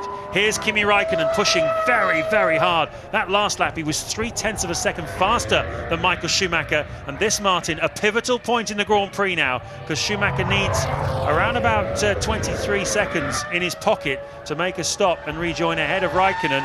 And they both have one more stop to make, don't they? Well, we think so. Remember, Ferrari swerved around and did a 4-stopper. I wonder if they're doing the opposite this afternoon, James. I wonder if they've changed it and wrong-footed everybody again for a 2-stopper when we thought it was pretty much a standard 3 today. So we'll see how that unfolds. But Michael Schumacher's lead currently 25 seconds. Barrichello and Button have spread out a bit. Barrichello solidly in third now. Button with poor pace at this stage of the race. That's bad news. Yeah, we've seen it before from the BAR team. They have flattered to deceive. I mean, let's not knock them too much. They've had 7 trophies out of the 10 Grand Prix so far, but not always putting the whole package together in a Grand Prix weekend. But they are a young team, and they are coming up very quickly. As Takuma Sato, teammate to Jenson Button, having a fairly low-key weekend by his standards. He comes in from 10th place. Lives in Marlow, Takuma Sato knows this place like the back of his hand as he came up through the British junior ranks. Took the decision that no other Japanese driver has ever taken to move to Europe and embed himself in British motor racing culture, figuring that was his best way to get himself into Formula One. It certainly worked, but here today, a bit of a quiet afternoon for Takuma. Webber and Massa, 7th and 8th at the moment, on a different plan for their afternoon, and everybody said to me in the paddock 3-stopper was an absolute no-brainer in terms of the race pace, but other drivers and teams making the 2 work pretty well at the moment, most notably, as I say, Fisichella, who's currently up in the P5. Well, it looked like a bit of a change of heart really by the Ferrari team. They brought Michael Schumacher in, having run him a little bit longer, but not much longer in the first stint than the McLaren. And they obviously decided to put the extra fuel in. They're ready now for a second stop for Michael Schumacher. This is lap 37. He's got 25.5 seconds in his pocket, and this is where Raikkonen really needs to get the hammer down. It's probably going to be enough to get him to rejoin. Another tear-off comes. That's always a sign a driver is getting ready for business. This is a very, very important part of the Grand Prix now, a very important moment. Ferrari can't afford any slips in this pit stop. Ted, take us through it. The Ferrari boys get to work. Michael hits his marks perfectly. Are they changing the front wheels? Yes, they are. They have to on a 2-stop. It's quite a long stop. Remember, he's got to make this to the end of the race. Still fueling. And what's the time on that? That's a long stop. 9.5, but that is to the end of the race. Where does he come out? And remember, with a heavy car, Raikkonen was faster when Michael was loaded up. You can see Raikkonen, I believe, in the background there. Schumacher will continue to lead this Grand Prix. Almost a carbon copy of what happened at the first pit stop, and Raikkonen, just as he comes around Kopp's corner, sees Schumacher emerging in front of him. So Schumacher maintains the lead of the Grand Prix. Kimi Raikkonen pushing very, very hard in 2nd place. Barrichello 3rd, Button 4th, Fisichella 5th, and Montoya is still 6th. Lap 40 of the 60-lap British Grand Prix. Michael Schumacher leads. Kimi Raikkonen is hassling him, but Raikkonen has another stop to make. So he's lost ground in the middle part of this Grand Prix. And with Schumacher making his 2nd stop of the afternoon, it's brought him back into the clutches of Raikkonen, who has a much lighter car at this phase of the Grand Prix. And will we see him try and pass the man on the track? Certainly looks like he's shaping up for it. Well, it's his only chance to, he's got to get in front of Michael and pull out an enormous advantage. Michael has just been solidly 3/4 of a second faster for 10 laps and made himself some space. And Raikkonen knows that his best chance is to give him a side swipe on the way past, frankly, because I don't think he's got the pace to do it. And now Michael's going to once again back Raikkonen into the pack if he's not careful. Barrichello just 2.5 seconds adrift in the 2nd Ferrari. The crucial part of the Grand Prix then for Raikkonen to seize the chance to get past Michael Schumacher. Schumi just placing his car gently on the apexes, and worst case scenario then for Kimi Raikkonen. Let's see what the gap is this time. 3/10 between those two, but where's Barrichello? Now just 1.5 behind Kimi Raikkonen, and on the same strategy. I'm sure that there's a bit of team play going on here. Can't blame them, it's fair enough. Exactly what I'd want to do if I had this opportunity in front of me. Button has fallen away by 9 seconds from Barrichello, but his pace at least has now picked up. Ferrari put the squeeze on Raikkonen with 20 laps to go in the British Grand Prix. The first 3 cars are separated by less than 2 seconds on the racetrack, and Ferrari really are putting... Oh, it's a big crash for Jarno Trulli. He's hit that tyre wall really hard. Looks like he's okay, but that was a huge crash. I think he's dropped it on the exit of Bridge Corner by the looks of it, and yeah, and safety car standing by.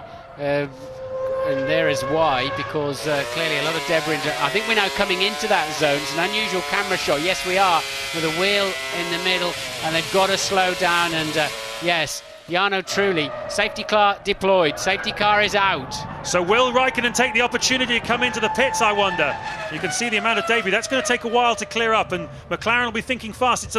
It's happened at the perfect time for Raikkonen. Does he dive into the pits? Yes, he does. He's going to get a free pit stop here, and so does Barrichello. There's going to be a race to get them both out again, but this is a really interesting moment of the Grand Prix. Ted? This is great, and Williams are out as well. Everyone taking advantage of this safety car period. Raikkonen hits his marks. This is the final stop that he needs to get him through to the end, and perhaps, we hope, challenge Michael Schumacher. The fuel goes in. Jenson Button pitting as well. Let me tell you, Jenson was unhappy with his last set of tyres. That's why he was dropping off. And Raikkonen out in front, crucially just of Barrichello. And all the advantage Michael Schumacher built up has now been wasted. But he has got track position. There will be back markers between them on the restart, I would imagine. But that has definitely neutralised the race, James. Yeah, it's very interesting, though, because some of the cars who you would expect to stay out for 2 stoppers like Fisichella also made their pit stops. So we will see where everybody is when they come back out on the racetrack, what the order will be for the restart, but that could have worked out super well for Kimi Raikkonen and Rubens Barrichello. And that's a stroke of luck possibly for Raikkonen, just as he was coming under the most intense pressure from the Ferrari team. You see, it's like a free pit stop, because the safety car obviously is quite slow, so you're making your pit stop, and all you're really doing is losing a bit of... You go further down the snake, further down the queue, but you rejoin immediately, and as I say, effectively a zero-cost pit stop. Michael Schumacher leading then. We'll be back shortly. Lap 43 of the 60-lap British Grand Prix. We are behind a safety car due to an enormous accident for Jarno Trulli. He's okay and has jumped out of the car, but you can see the track workers clearing it away. And here's a look at what happened. He dropped it on the exit of Bridge. He was well through the corner, and then rolls over the rollover bar, digs into the gravel trap. He was walking away after this incident. We know he's okay. This is a replay. Jarno Trulli then with a sizable accident on the exit of the terrifying Bridge Corner. But the cars are so good now, they've been taking that full throttle quite comfortably. I asked Mark Webber yesterday when he was doing our lap guide, you know, is it easily full throttle? He said, yeah, even on used tyres we can get it just through full. So was it a technical problem there? Structural problem with Trulli's car? It's unusual to see a driver lose it quite so quickly. Normally they would be darting around a bit before they spun off. But this is going to be fascinating, James. It's exactly the sort of situation that Michael Schumacher doesn't need. The Bridgestone tyre, we saw at the beginning of the Grand Prix how fast Raikkonen was when the tyres are cold, or much colder than they normally run.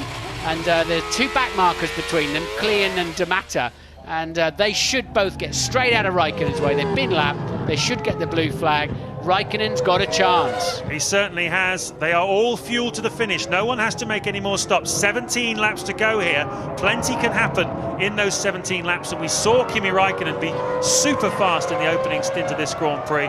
He was unlucky to lose out to Michael Schumacher in the pit stops, largely through traffic, but here he has a chance at redemption, a chance to give McLaren a victory that would really give them such a boost. He's very strong here this afternoon. He's been under a lot of pressure from both Ferraris.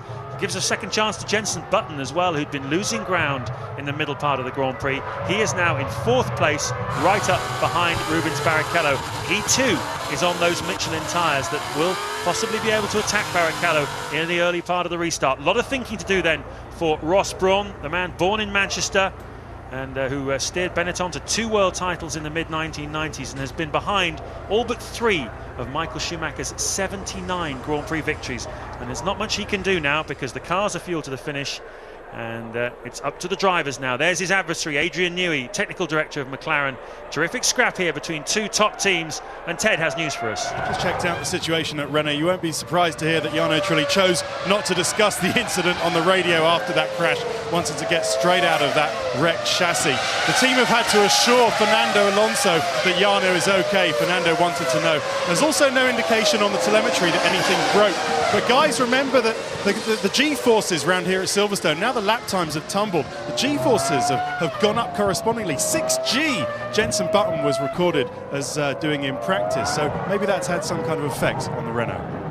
Yes, indeed. It is an important thing, really. If it was structural, then they've got to think about Alonso. But did Trulli touch anybody early in the race that can often give you a hairline fracture or something? But whatever, the safety car is coming in on this lap, and it's all about now who's Raikkonen desperately needs D'Amata and Klein to be right up behind Michael Schumacher. Raikkonen in 4th place there. It's a net second. There are 2 back markers in front of him if he's going to have a good run at Michael Schumacher. Remember, you're not allowed to pass before the start-finish line. As you say, Raikkonen really needs that Toyota and that Jaguar to play ball. A lot of the helicopters you can see there. It's always still one of the busiest airports in the world on race day, Silverstone. Helicopters coming in and out, ferrying individuals and corporate guests, and they are all, like the rest of us, on the edge of their seats as Schumacher gets ready to drop the hammer on the restart with only 16 laps to go here at Silverstone. And hold on to your hats, because this is going to be fun. The Abbey chicane coming up then, and Kimi's got to be just trying to get as much temperature as he can. It does nearly nothing, unfortunately, there. You've got a little more than the weight of the car. There's no downforce at this speed, but he's got to be right there, and he's got to hope these back markers realise they should get straight out of the way. And Michael backing the pack up. I'd be gone if I was him.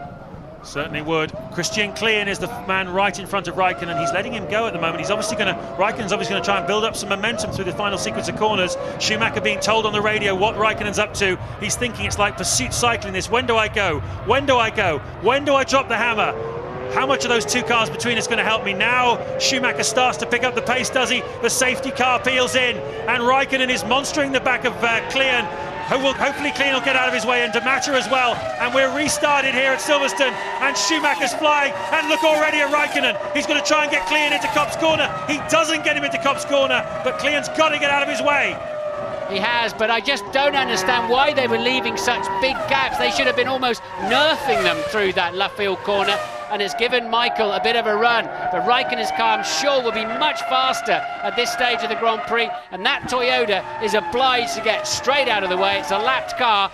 Kimi deciding to use a little bit of his slipstream down the straight though, and now it's a direct 1-2 for Michael Schumacher and Kimi Raikkonen. Button was having a good look at Barrichello too. There they are, they're 3rd and 4th, and Montoya looking good in 5th too.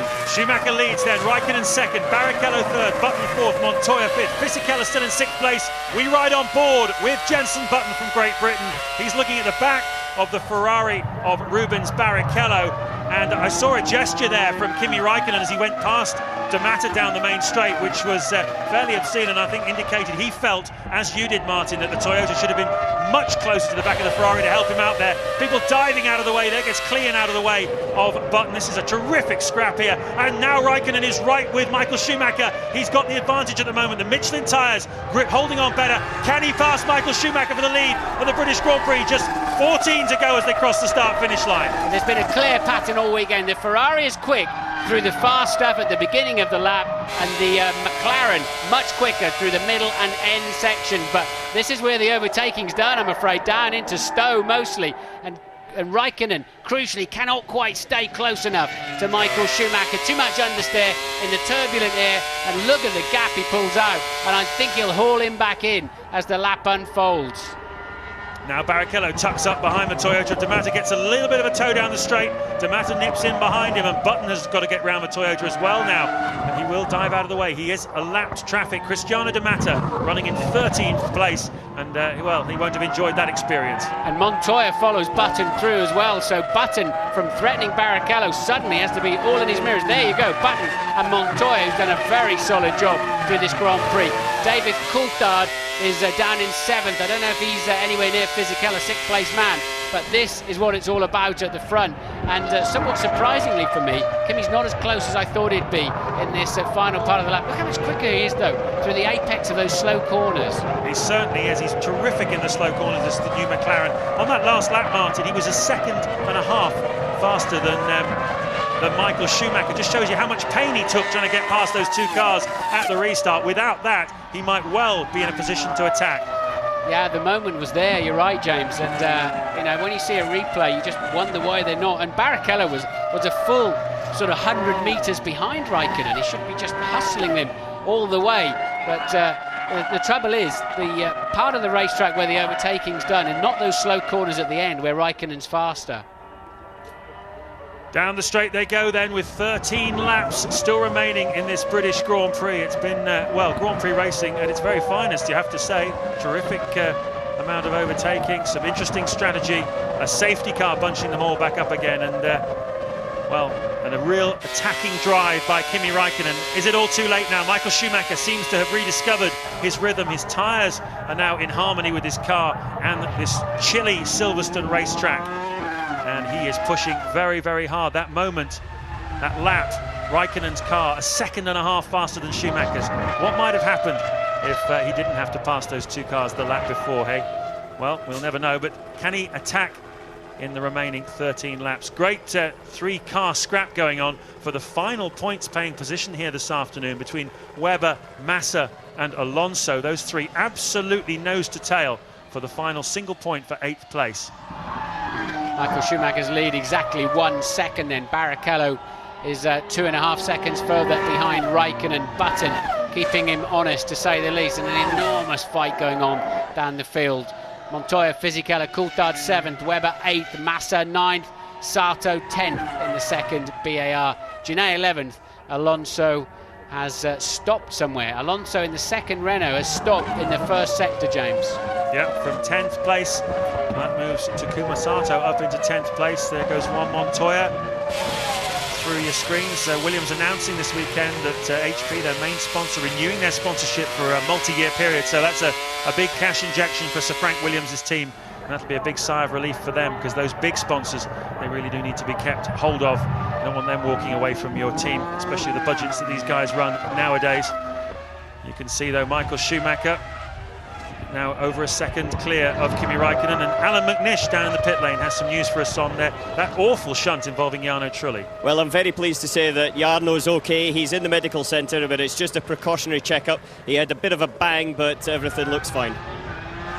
Very good news indeed. Let's see what the gap is this time. I really thought Raikkonen would be a lot closer to Michael. It's up to 1.4 seconds. He's losing about 4/10 a lap. And yellow flags out. I suspect that's for Fernando. No, it's not.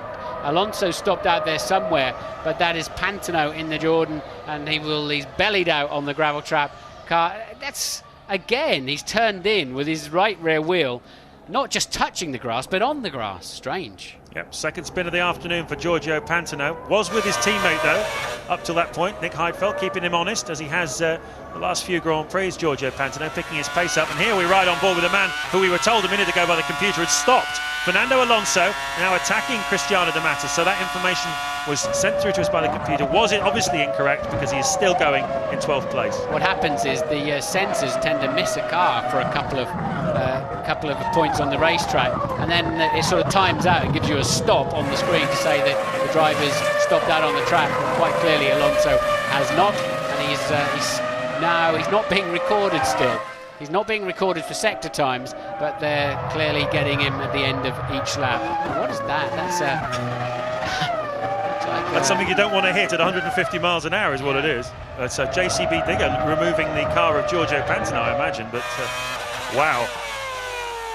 Well, there are yellow flags down there, so the drivers are supposed to slow down, but well, all of the front runners setting a low 1 minute 20, so no one slowing down really for that one.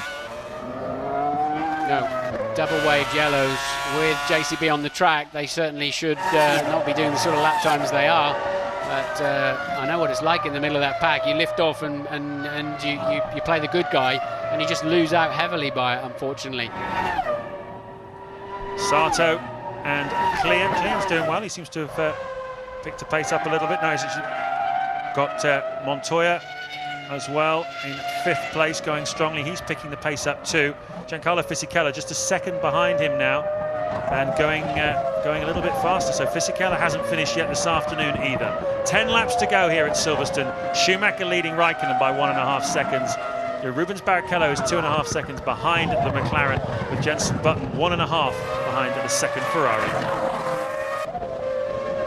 Closing stages of the British Grand Prix at Silverstone. James Allen and Martin Brundle with you. It's been a terrific British Grand Prix once again, with just 8 laps to go here at Silverstone. Kimi Raikkonen led early on, had a big early lead from Rubens Barrichello, Jenson Button and Michael Schumacher in 4th place.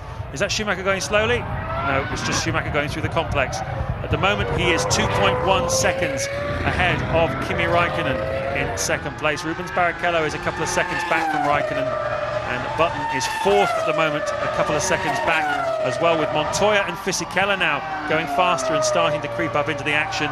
The story of the race really, Michael Schumacher running a longer first stint than the rest of them, managed to jump Kimi Raikkonen and everybody else at the start to take the lead, ran a very long second stint, but then a big accident involving Jarno Trulli on lap 41 jumbled things up as the safety car came out. It gave Raikkonen, Barrichello and Button all a free pit stop, and it really put tremendous pressure on Michael Schumacher at a time when he was really putting the squeeze on Kimi Raikkonen. Turned the whole Grand Prix around, but it didn't change the lead. And critically for Raikkonen, the story of his afternoon is one of traffic. It was traffic around the first pit stops, and it was traffic at the restart. 2 lapped cars in his way, and when he had a faster car than Michael Schumacher in the period immediately after that restart on lap 42, he couldn't use it, and Schumacher was able to maintain his lead. Down the field, it's been a good race for Giancarlo Fisichella and Sauber. They've been very strong here this afternoon, running in 6th place. David Coulthard in the 2nd, McLaren is 7th, and Mark Webber in the Jaguar is looking to get some more points for his team, with Felipe Massa now closing in on the back of him as well. We're riding on board with Fernando Alonso, who's had a very eventful afternoon, starting at the back of the grid. He's been yo-yoing up and down the field, and he's still, after all that effort, in 10th place. Yes, he's fighting tooth and nail with Massa for 9th, and even if he takes it, it won't be a World Championship point at this time. But he's only then a second behind Mark Webber, you can see in the distance there. So there is a sniff of a World Championship point there for Fernando Alonso. Looking back at him now from Massa's Sauber, and it's been kind of curious. They all got bunched up under the safety car. We were ready for the scrap of all scraps, and they've just gently spread out, haven't they? Almost like a test day. Very strange. Michael's just got way too much pace for this man Kimi Raikkonen, who's got 1.7 seconds on Barrichello. Barrichello surely with a half a chance to have a look at him. Montoya can't stay with Button either. Button a little bit lonely now in 4th place. Fisichella doing an astonishing job there in 6th. That was not Fisichella, that particular one.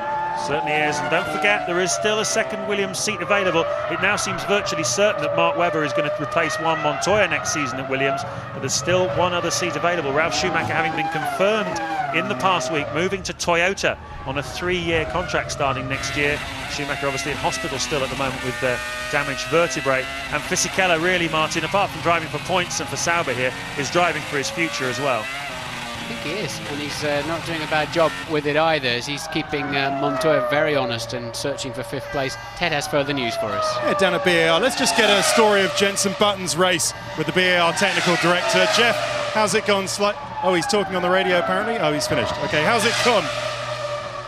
Reasonably well. I mean, it's certainly quite a struggle against the Ferraris. We haven't got the pace, and Raikkonen's seems to be as quick as he was in qualifying, but with no problems at the moment. Seems to be a bit of a Bridgestone circuit. It's a bit of a Bridgestone circuit. You look at where Fisichella is. We were certainly expecting the Ferraris to be very strong here, but maybe McLaren's a bit stronger than we expected. Were Jenson's tyres going off towards the beginning of his runs? He wasn't very happy in his 3rd stint. We'll talk to him after the race. Thanks, Jeff. Button then in a solid 4th place. Fisichella, the main scrap really in the top few. Is Giancarlo Fisichella beginning to home further and further in to Juan Pablo Montoya for 5th place. And a great camera angle there of Jenson Button in his office. Yeah, you see the dirt just above the visor over the course of an hour and 22 minutes of flat-out Formula One racing, bits of oil, bits of debris and dirt and rubber, all kinds of stuff flying up and hitting him on the helmet. The helmet actually rather reminiscent of yours, isn't it, Martin? Similar sort of design, actually. Yeah, he's changed it. I think he was going to use that at the French Grand Prix, wasn't he, for an anticipated English football match somewhere that didn't take place, and he elected to use it here. I have to say, I think his normal colour scheme is a nicer one. Certainly stands out better. Jeff Willis there, Ted was talking to, sounding surprised at the pace of McLaren this weekend. He's not the only one. Michael Schumacher saying yesterday after qualifying, genuinely surprised at how fast McLaren were here. They were hoping that they were running a lot lighter than them. And in the event, Raikkonen wasn't running lighter than Barrichello. He did 2 more laps in the first stint. So McLaren really do seem to have turned things around. They will not be all that disappointed, I think, to finish at the moment 3.8 seconds behind Michael Schumacher's Ferrari and to be ahead of the other Ferrari. Given where they were in the first 8 races of this year, that is a tremendous result for McLaren.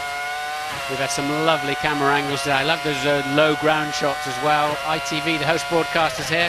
Thank you to that team for putting on some great action on our TV screens this afternoon as we go to the bridge corner. This is a little lift there for Jenson, so maybe it's slippery in there. That is where we saw truly just obliterate his car against the wall before it went into a somersault earlier in the race and caused the safety car moment. Luffield then, a frustrating corner that nobody really likes, and then the track just really opens up and beckons you to give it full throttle. Copse corner, just a slight flick down 1 gear and straight on the paragon. It's so narrow on the exit. You've got a much higher vision point here than Jenson from this particular camera, and the gently slowing but very high speed, as it were, corner of Beckers. And look at Barrichello then now beginning to get closer and closer to Raikkonen. There's Jenson Button in 4th place, Montoya and the ever-present Fisichella 5th and 6th.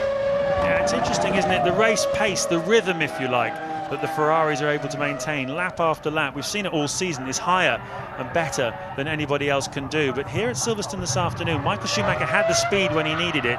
He was able to pull out a second or two on Kimi Raikkonen at critical moments in the race, which made the difference. But you have to say that McLaren has been very consistently fast in the hands of Raikkonen here this afternoon. Just at the moment in this Grand Prix, though, the Ferrari of Schumacher pulling out about 0.4 of a second a lap, and that's a lot to do with the performance of the Bridgestone tyre, which has just been so super consistent here. We're right on board there with Alonso down in 10th place as Schumacher goes through. Just 2 more laps to go then in this 192-mile Grand Prix. It's been pretty arduous for the drivers, lots of G-forces on the body, but they've loved, I'm sure, every second of it, because this is one of the favourite tracks of all of these Grand Prix drivers. They love the fast stuff here. Well, Barrichello stole 3rd place on the last lap of the French Grand Prix just 7 days ago. Is he going to try and do the same place this weekend with Kimi Raikkonen? We know how good the Ferrari is in the first few corners and down Hanger Straight. If he gets anywhere near him, surely he's got a good chance. We're really homing in. Raikkonen under pressure from Rubens Barrichello. This is the main race now towards the end. Fisichella can't seem to do anything about 5th place man Montoya. The rest of them relatively stationary. Alonso still fighting Massa for that 9th place. Well, Ferrari really tried to put the squeeze on Raikkonen with a strategy. Schumacher backed him up into Barrichello to try and give him a chance to take second off him. And that was the moment in which Trulli had his accident, and that really was a get-out-of-jail-free card for Raikkonen at that point in the Grand Prix. But now he seems to be struggling a little bit on the tyres at the end of this race. And with only 1 lap to go, is Barrichello going to jump him? And some more news from Alan McNish. Yes, Jarno Trulli thinks that maybe the left rear suspension failed coming through bridge, and that was the reason for going off. But the team, they're checking the data just to verify everything before confirming it. Yeah, it certainly looked like that, didn't it? He had the accident after the corner, really. And normally if you're going to lose it with a balance problem, the car just sliding, you can fight it all the way to Priory. And that one just snapped on him and put him straight in the wall. Barrichello not close enough for a look there at second pace man Raikkonen. This is the last lap then of the British Grand Prix. The top 4 runners are separated by 10 seconds here at Silverstone. Michael Schumacher has just a few more corners to go before he wins his 10th Grand Prix in 11 races. And that's only one short, Martin, of his own record that he set back in 2002 of 11 wins in a season. How many is he going to end up with at the end of this season? And the one he dropped out of was because of a crazy incident in the tunnel of Monaco, wasn't it? So I don't think he was going to win that race that day, mind you. Jarno truly had the measure of him at the Monaco Grand Prix, but Michael was still strong for second or third there, so just about the perfect season for the reigning world champion. Absolutely, it was another story of thinking on your feet and being quick when the moment counted for Michael Schumacher. He didn't have a great qualifying yesterday, but he's had a great race today. He takes his 80th career victory, his 3rd win at Silverstone, and what a tremendous drive by Michael Schumacher, but what a tremendous drive also by Kimi Raikkonen out of the final corner. There you can see the VAR. Raikkonen's already crossed the finish line in 2nd place, Barrichello 3rd, Button 4th, Montoya 5th, Fisichella in 6th place, 7th David Coulthard, and the final points paying position for Mark Webber. But a tremendous drive, and what a performance by Kimi Raikkonen. He really took the fight to Ferrari here this afternoon, and not too many people would have put money on that a couple of weeks ago. No, I wondered if he had enough pace though to take it, James. He'd been fastest in just about every session through the weekend, put it on pole with a great lap, but he thought, right, okay, Raikkonen has got a chance to beat Michael Schumacher today. The Bridgestones did seem stronger than the Michelins. Michael enjoying those Bridgestones, but Raikkonen, I think, certainly made the best of what he'd got. So quite a few contenders for the driver of the day today, Martin. Michael Schumacher, obviously nimble when it mattered. Raikkonen, tremendously feisty drive here. Jenson Button on home soil. Montoya made a good recovery after a bad start. Fisichella back of the grid again, up into 6th place in the Sauber. Who's your choice? Easy, Fisichella. He hasn't got a car out there that would remotely match Michael Schumacher's. He may have last year's Ferrari just about, but nowhere near as good as this car, and the team do not have the resources. I think he's put in the best performance of the day without doubt. Great run for him. I think it's just the raw pace he showed through the Grand Prix that impressed me as much as his ultimate 6th place. Yep, just 12 seconds behind the race winner. Bear in mind though, we did have a safety car which bunched the field up on lap 42, and that's why the field looks as close as it does at the end of the Grand Prix. Perhaps wouldn't have been quite the same without that, but nevertheless it offered a final chance to Kimi Raikkonen, and as we saw, he wasn't able to take it through reasons beyond his control really. He had a 1.5 seconds faster car just after that restart, but 2 cars got in his way and he wasn't able to use it.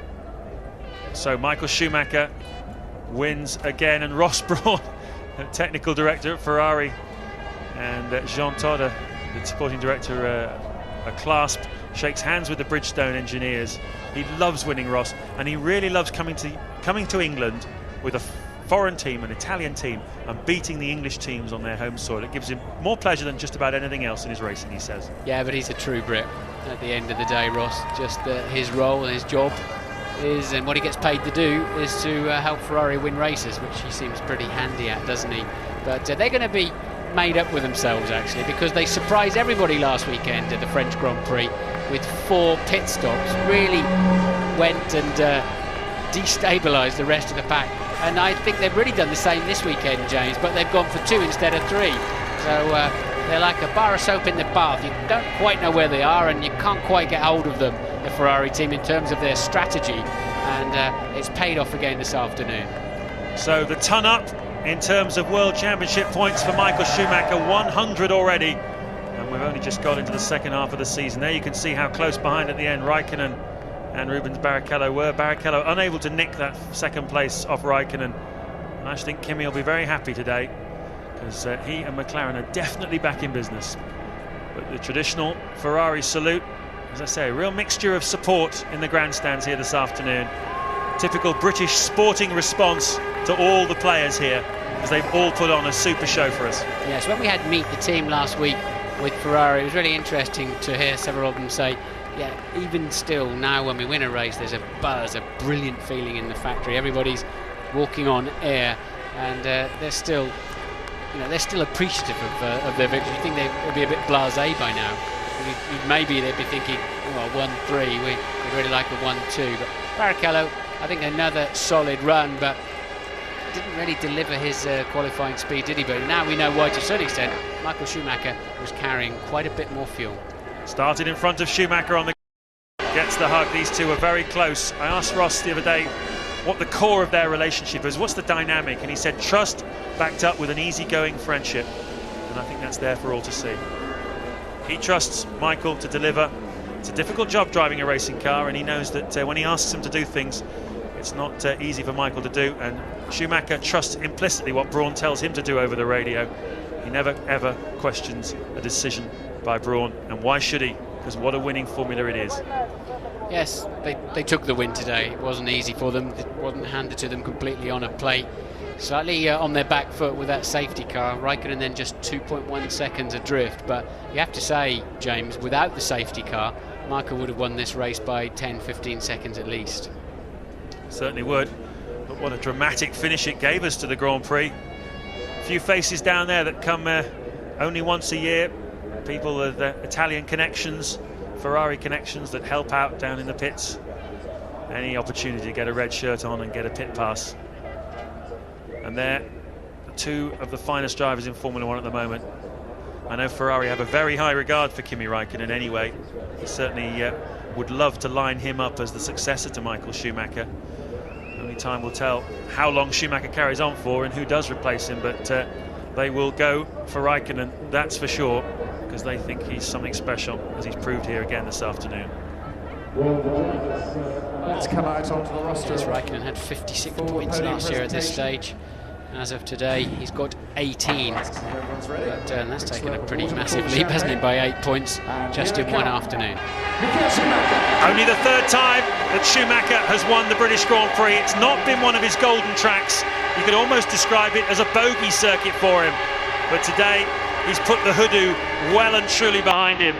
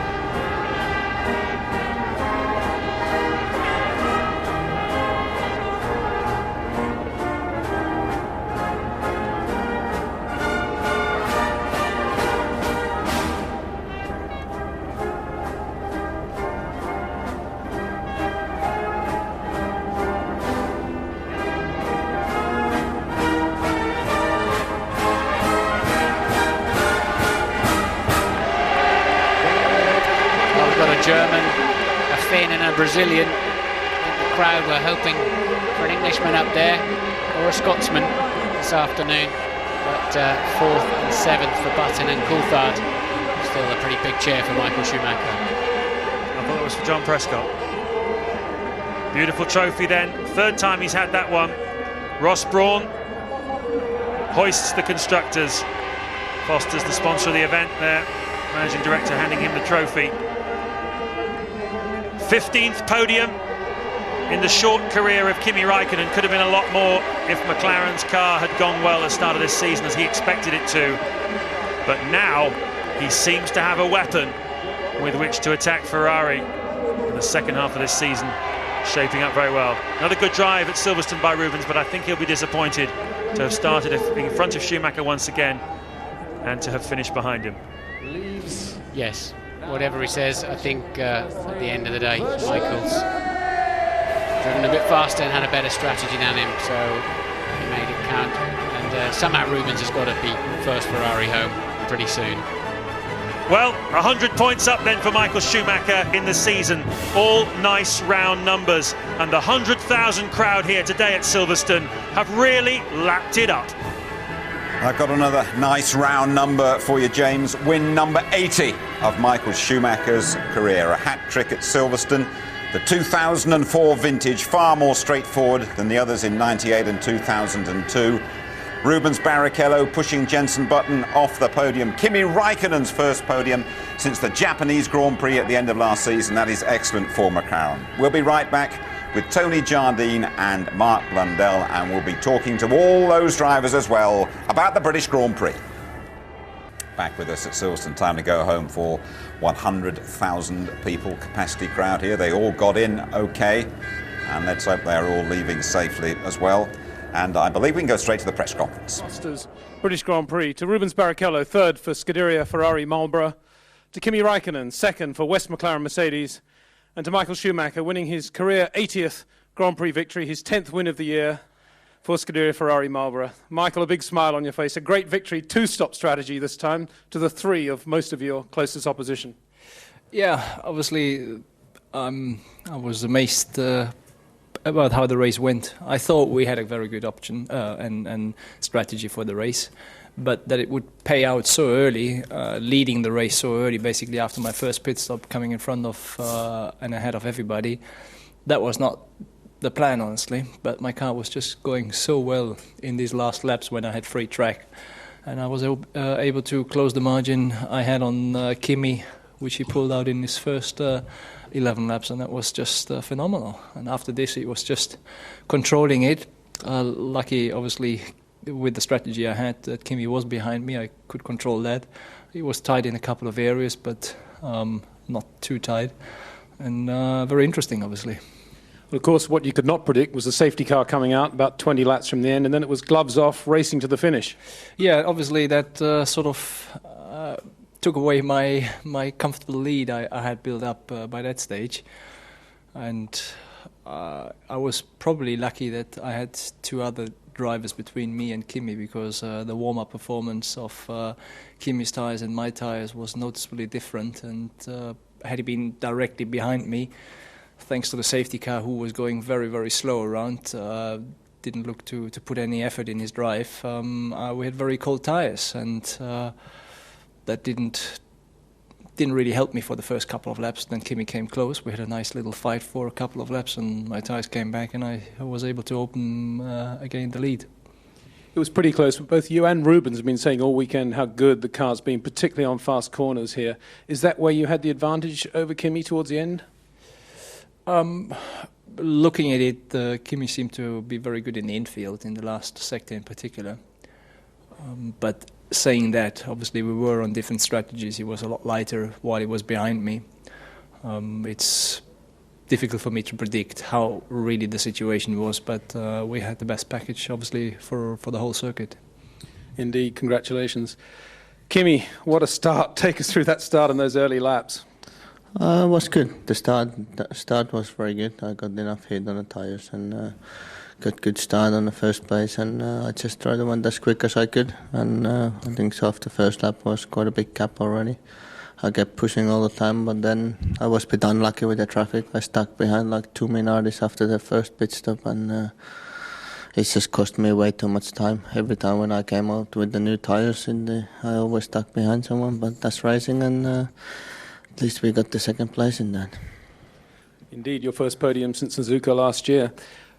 But from the safety car onwards, you were very close to Michael within a couple of laps of the car going in, and then Michael started to pull away again.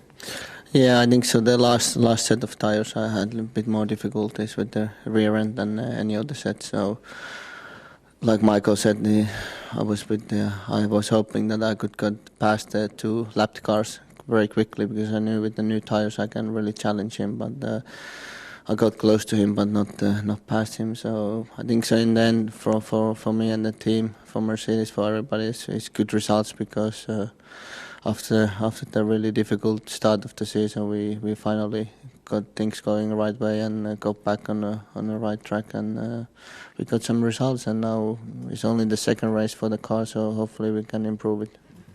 Indeed, congratulations. Rubens, maintaining your record, the only man to score points in every race so far this season. A lot of racing with Jenson Button there, got the better of him in the pit stops, and then nearly caught Kimi at the end.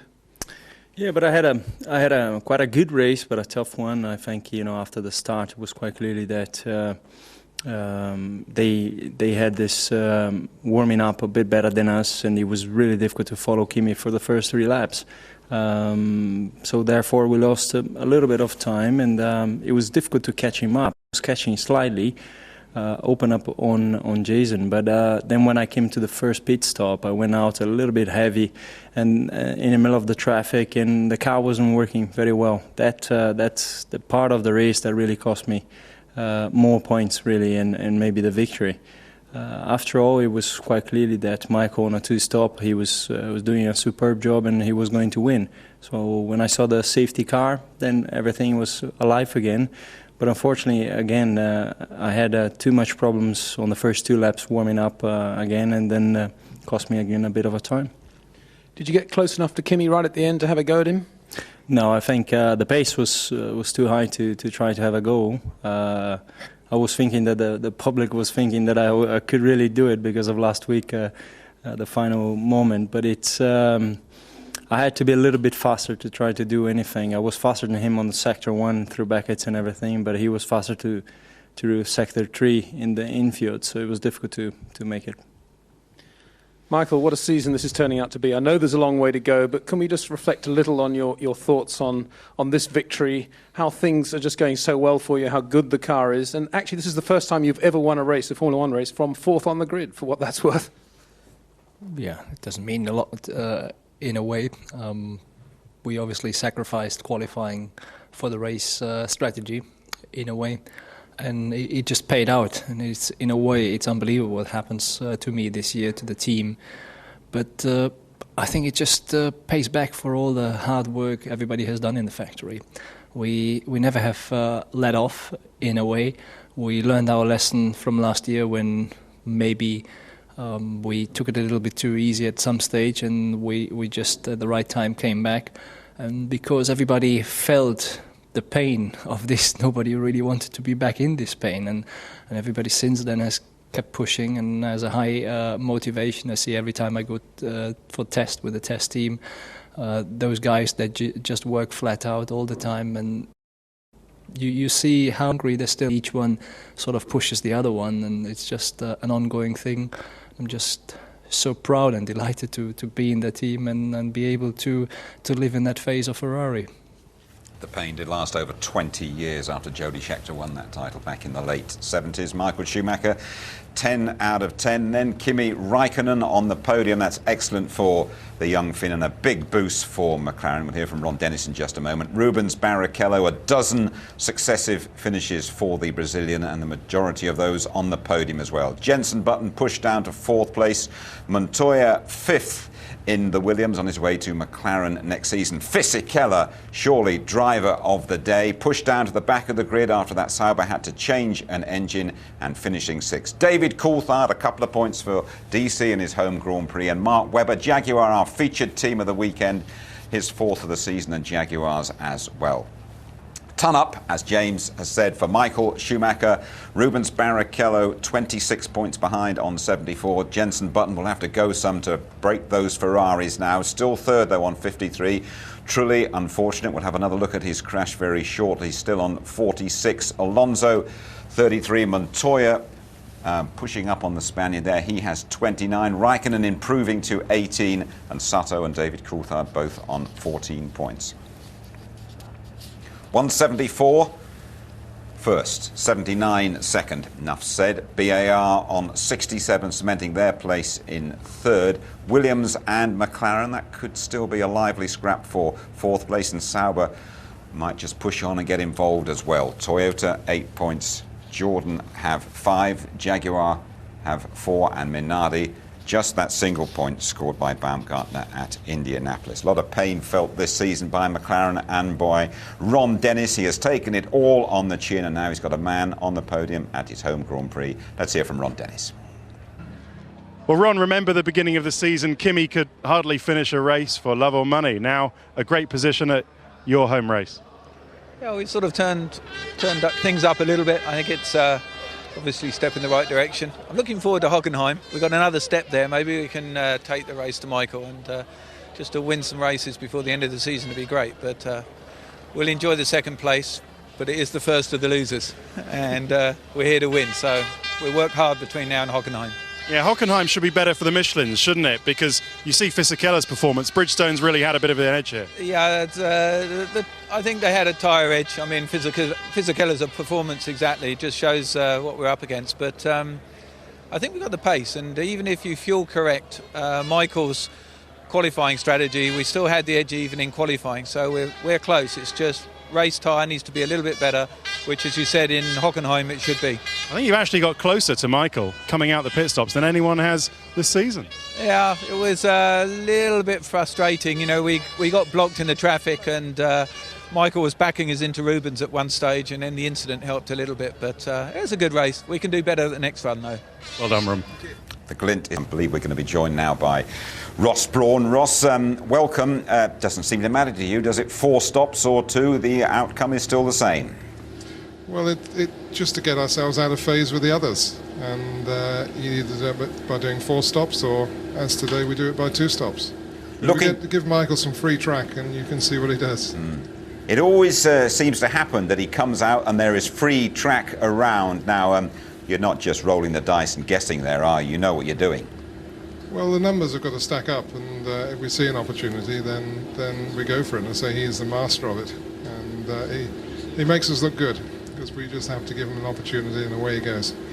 Do you still admire those lightning quick laps that Michael can put in? I mean, Kimi's pulled in and he has thrown in 2 or 3 laps and almost decided the race there. Well, that was a crucial part of the race for sure, and I was amazed we came out of the pits in front of Kimi, because our predictions were that we would come out just behind Kimi, but we're still in a very strong position because of the 2-stop strategy. So for Michael to come out in front of Kimi was fantastic, and really meant that it was difficult for Kimi to respond to that. For those people who say, oh no, not that red team again, not that man Michael Schumacher again, what would you say to them? Well, it's difficult. There's half the field who are delighted with what he's doing and half who don't like it, and that's the way it is. But it is history in the making. I mean, the guy is exceptional, and try and enjoy it for what it is, because I don't think it'll ever happen again. Really? You think we're seeing an absolute one-off here, do you? I think so. So maybe I'm biased. How about your second driver? How about Rubens Barrichello? He had that wonderful victory here last year. I mean, are we getting to the stage in the season, Ross, where you're thinking, well, we might as well let Rubens have one now? Well, there's no team tactics now, as you know, so whoever wins. And we had a long debate because Rubens was on a different strategy about how it would work out in the race. And both drivers agreed to race each other, but it didn't come to that. And unfortunately, Rubens got a little bit messy in the middle of the field at one stage. We managed to get him past Jensen in the pit stops, but Kimi was very quick today and couldn't respond to that. Rubens wanted a very aggressive strategy. He was up for a very aggressive strategy. It just didn't quite work today. What do you feel about your rivals today? Do you think they are getting closer to you, or is the gap as wide as ever, Ross? No, I think quite close today. I think they're keeping us on our toes, and that's good. I mean, the thing is, it's a different rival each race, which is good for us for the constructors, because McLaren scored today. Last race it was Renault. Prior to that it's BAR. So from the constructors' point of view, it's great we've got all these different competitors, but they're keeping us honest, that's for sure. Yeah, looking at that constructors' table, I get the feeling you might just keep that at the end of the season if you're very, very, very lucky, Ross. I'd like to have a word before you go about Silverstone, though. This place has a lot of critics. It seems to take a whacking every year we come here. What are your thoughts about Silverstone, the racetrack, and the British Grand Prix? I think it's a classic racetrack. I mean, you saw the disappointment when we lost Spa, and the efforts that were made to get it back onto the Grand Prix calendar. And I don't think people would let Silverstone go that easily. It's a great racetrack, and tremendous atmosphere, tremendous history, and I think a lot of people will fight very hard before we lose Silverstone, me included. And celebrations tonight, are you not getting blasé at all, or do you celebrate every victory as though it's going to be your last? We do wonder if it's going to be our last, so it might surprise you, but we'll have a quiet night tonight, but tomorrow there's a little party in the factory, and then during the week we have a buffet lunch with all the guys, all the guys at the back of the factory who contributed to these successes. So, and that happens every Grand Prix, so our luncheon bill's pretty expensive this year. And does Ross pour some of that Rosso, some of that red wine as well? I've been known to, yes. You enjoy it. We'll see you in Germany. Thanks very much indeed for joining us. Thank you, Ross. Hi, David. How did the things go for you? Looked a bit tough out there at times? Yeah, I haven't really been happy with the balance mechanically through Saturday and the race. Kimi that was really hooked up in that place, and apparently it would look like he was like that in the race as well. So I struggled in that area, and each set of tyres I put on, I didn't go any quicker at all. So a bit disappointing for me. And Ben was saying earlier that he thought that the tyres were a little bit of an issue towards the end of the stints. Did you have the same problem? Yeah, what tends to happen is we don't, now we've got this sort of graining control, we don't wear the front tyre down, but it loses performance towards the end of the stint. And so you end up with a car that's got oversteer and understeer, so a bit of a four-wheel drift through the corner. I think the Bridgestone tyre is more consistent in these conditions, so we just need to work hard. We've got a test here for 2 days. We've got 2 cars running down in Jerez, and see what we can pick for Hockenheim. Okay, hope you have a good time here and at Hockenheim. Thanks. Benson, good result. Did you hope for a bit more? Yeah, we did, but we're just not quick enough. Sat behind the Ferrari, you can see that, and it's everywhere. They just got more grip. In Beckett's, as you know, to start with, it can get a little bit twitchy on the entry, and I've got that, and then I've got a lot of understeer at the exit as well. Exit of Beckett, so it's just very low grip.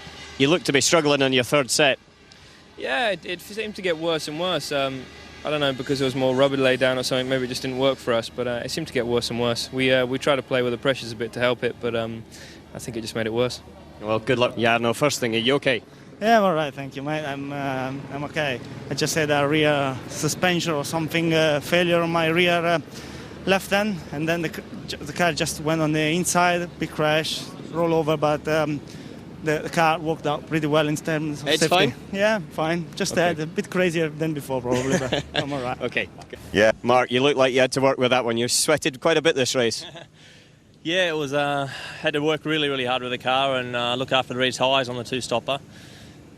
The guys were in touch with me quite a bit about, just with the engine and getting the most out of it and then saving it at the points that we needed to be strong in the race. So overall, yeah, we couldn't have done any more. I don't think the foundations were laid in qualifying for us. Good start. I got beside one, but had to go on the grass, and it's quite a narrow straight here, so I didn't really have anywhere to go. And then I was just settle for where I am and get through Copse and Beckett's and try and pick up anything we can. But it was a good race. Yeah, I enjoyed it, and it's interesting. Obviously, something might have broke there or something. A big crash for a safety car at the end of the race, which was unusual. But overall, it was a good afternoon. No, it's certainly exciting from our side. We didn't know what was going to happen at the end. We thought you were under a bit of pressure. Yeah, it was a little bit there, yeah. I mean, the Saubers were quite fast, to be honest, and we saw that Giancarlo and also Philip was quite strong, but we had him covered. It's the cars were strong and weak in different points of the circuit, so I just had to be careful where not to make any mistakes where I was weak. Oh, very good drive, very impressive. Getting better with experience. Thanks. It's a home run then for Michael Schumacher after another day when he has battered the opposition out of sight. Bye-bye.